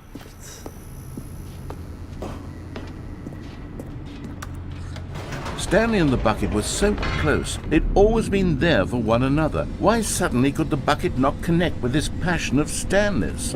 The question caused Stanley to ruminate the whole way down the elevator. He knew that there must be a way to get through to the bucket, to communicate fully with his dear friend. Surely there was a solution, mustn't there be? to find the solution to make Stanley and the bucket happy, which I assume we're gonna go somehow to the stage ending thing again. But yeah. And back up we go. So much to see, so much to know. So I'm gonna get this ending and do one more thing. Said Stanley, I know what to do. I know how to fully express this feeling in my heart. He decided right then and there that he would hold a press conference where he would speak to the public on all matters relating to pressing the number 3 over and over. He would elaborate fully on what the number 3 meant to him and why he felt so alive when pressing it. Then the bucket would be able to see his joy through the eyes of others. It would get to see the world react to this discovery of Stanley's. And it would be through the public eye that the bucket would finally understand Stanley's work. So this is now poised. For months, he advertised and marketed his press conference, building excitement around it, developing and rehearsing it, until it couldn't be refined a single measure further. When the big day arrived, Stanley was as prepared as he'd ever been for anything in his life. Wow, that's pretty prepared. Stage doors, Stanley live on stage. He made a whole book just so he could talk about his passion for the number 3. That's determination. 3, 3, 3, 3, 3. This was it. One last chance to win the bucket over. One opportunity to share a true connection with a loved one. Let's go up. I'm ready for this. Show them the passion of the number 3, Stanley. I'll tell them to walk fully forward because I didn't last time. There was no one here. Oh, yeah. Nobody had come to the press conference to hear Stanley speak, to listen to him talk about what it really means to press the number 3 on a keypad over and over. He was unloved, uninteresting, he was a failure, and in that moment Stanley knew that the bucket would never again take him seriously. There would be no connection, no deeper understanding. The bucket merely sat there in his arms, indifferent. And so it began that slowly, over many years, the two of them grew more and more distant. I see. They spoke less and less, neither wishing to state the obvious, that any sense of real respect between them had eroded since that day at the press conference. There would be no more games, no more long conversations about passion and pursuit, only a silence that consumed the space between friends. And Stanley, having for once in his life discovered the warmth and comfort of true companionship, was cast back into the unremarkable normalcy of loneliness. I figured the game was just going to end there. I decided to see if I could go backwards, and I realized I didn't have enough time when you start, like, wrapping it up. So I'm going to do one more thing, and then I'm probably going to get some rest. What was that about? I'm not a road? What was that dialogue that, like, popped up and disappeared just as quickly? Hello. This is a recorded message scheduled either by you or a person in your place of work. The purpose of this message is to warn you about the dangers of recorded messages. If at any time you believe you are listening to a recorded message, please terminate it immediately and cease all flow of information from the recorded message into your perceptual sphere. Thank you, and have a pleasant day. Good thing she warned me about recorded messages. Sorry. Anyways, gonna go over this way, going to ignore the bucket. And this time I'm gonna try the thing we talked about by getting underneath the mind control facility. I actually do not know what it'll lead to, but I'll fucking do it. I'm fucking curious enough to do it. I'll just rush over there and do it right now. And that'll probably be it for me for now. When Stanley came to a set of 2 open doors, he entered the door on his left. Going to neglect it all for right now. I still haven't even gone to so many parts of the games because I've been sort of sticking to like the same few things. How we can find them all. But we're going to ignore that right now. We're going Coming to a staircase, Stanley walked upstairs to his boss's Still office. so much more for us to experience. Okay, I think we all know the drill by now. Blah, blah, blah. Dark secrets, the keypad. Stanley pushes some buttons. Oh, hey, look, it's a new passageway. Quelle surprise. Wow. Did that one for me quickly. Let's go down. I want to get to the secret in the basement. I'm going on my way to it right now just to see what happens. Electric sparks go off. There's still Stanley walked straight ahead through the large door that read Mind Control Facility. Wow.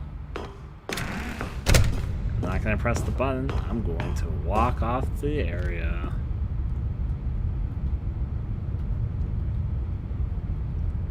Oh, here we go. I think it fell. Yeah, it definitely fell.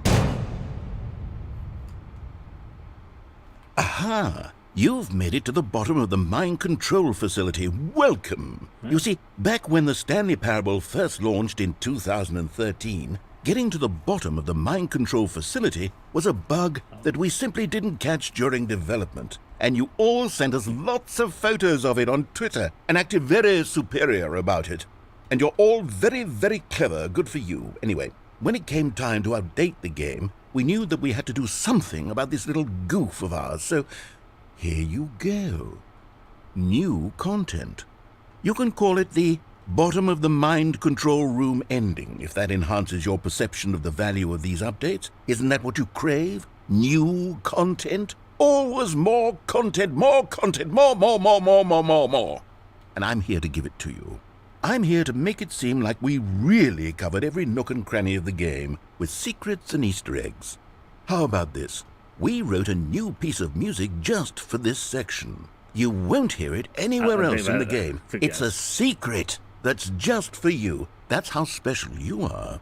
We call this track, Good Job You've Made It to the Bottom of the Mind Control Facility. Well done.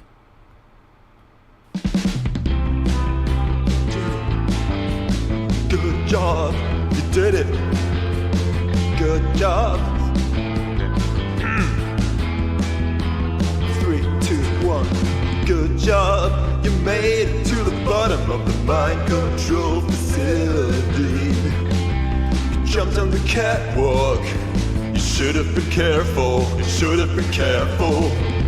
It used to be a bug, but now it's an ending. Now it's an ending. I believe in you. I believe in your ability to cross this barrier and chase your dreams. But railings don't mean anything. Good job, you did it. Good job, you did it. Good job, you did it. Good job, you did it. Good job, you did it. Good job, you did it. Good job, you did it. Good job, you did it. Good job, you did it. Good job, you did it.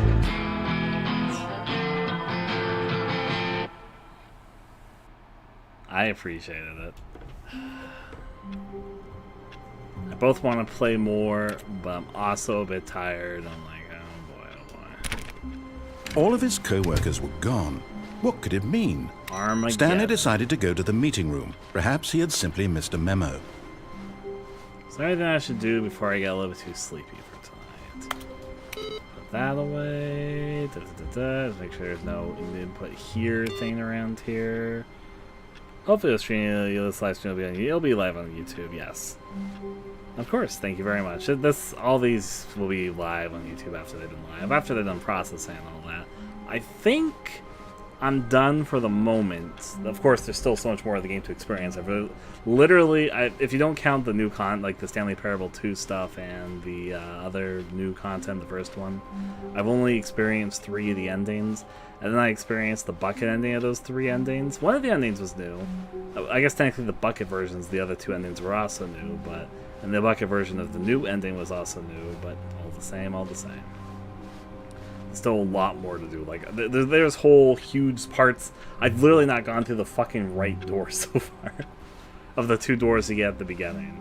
And even from that offshoot path, there's paths from the offshoot path I haven't done. I'll do... Yeah, I think I'm good for now here. So far, though... Oh, hey, they really changed the pause menu. This is the first time I looked at it for the sequel thing. Quit to the main menu. But I'm enjoying it so far. Yeah. Until next time, it's been the Stanley Parable 2. I will 100% this, I guess. But yeah, enjoying it so far. Until then, I will talk to you guys all later. Adieu for now. Bye-bye.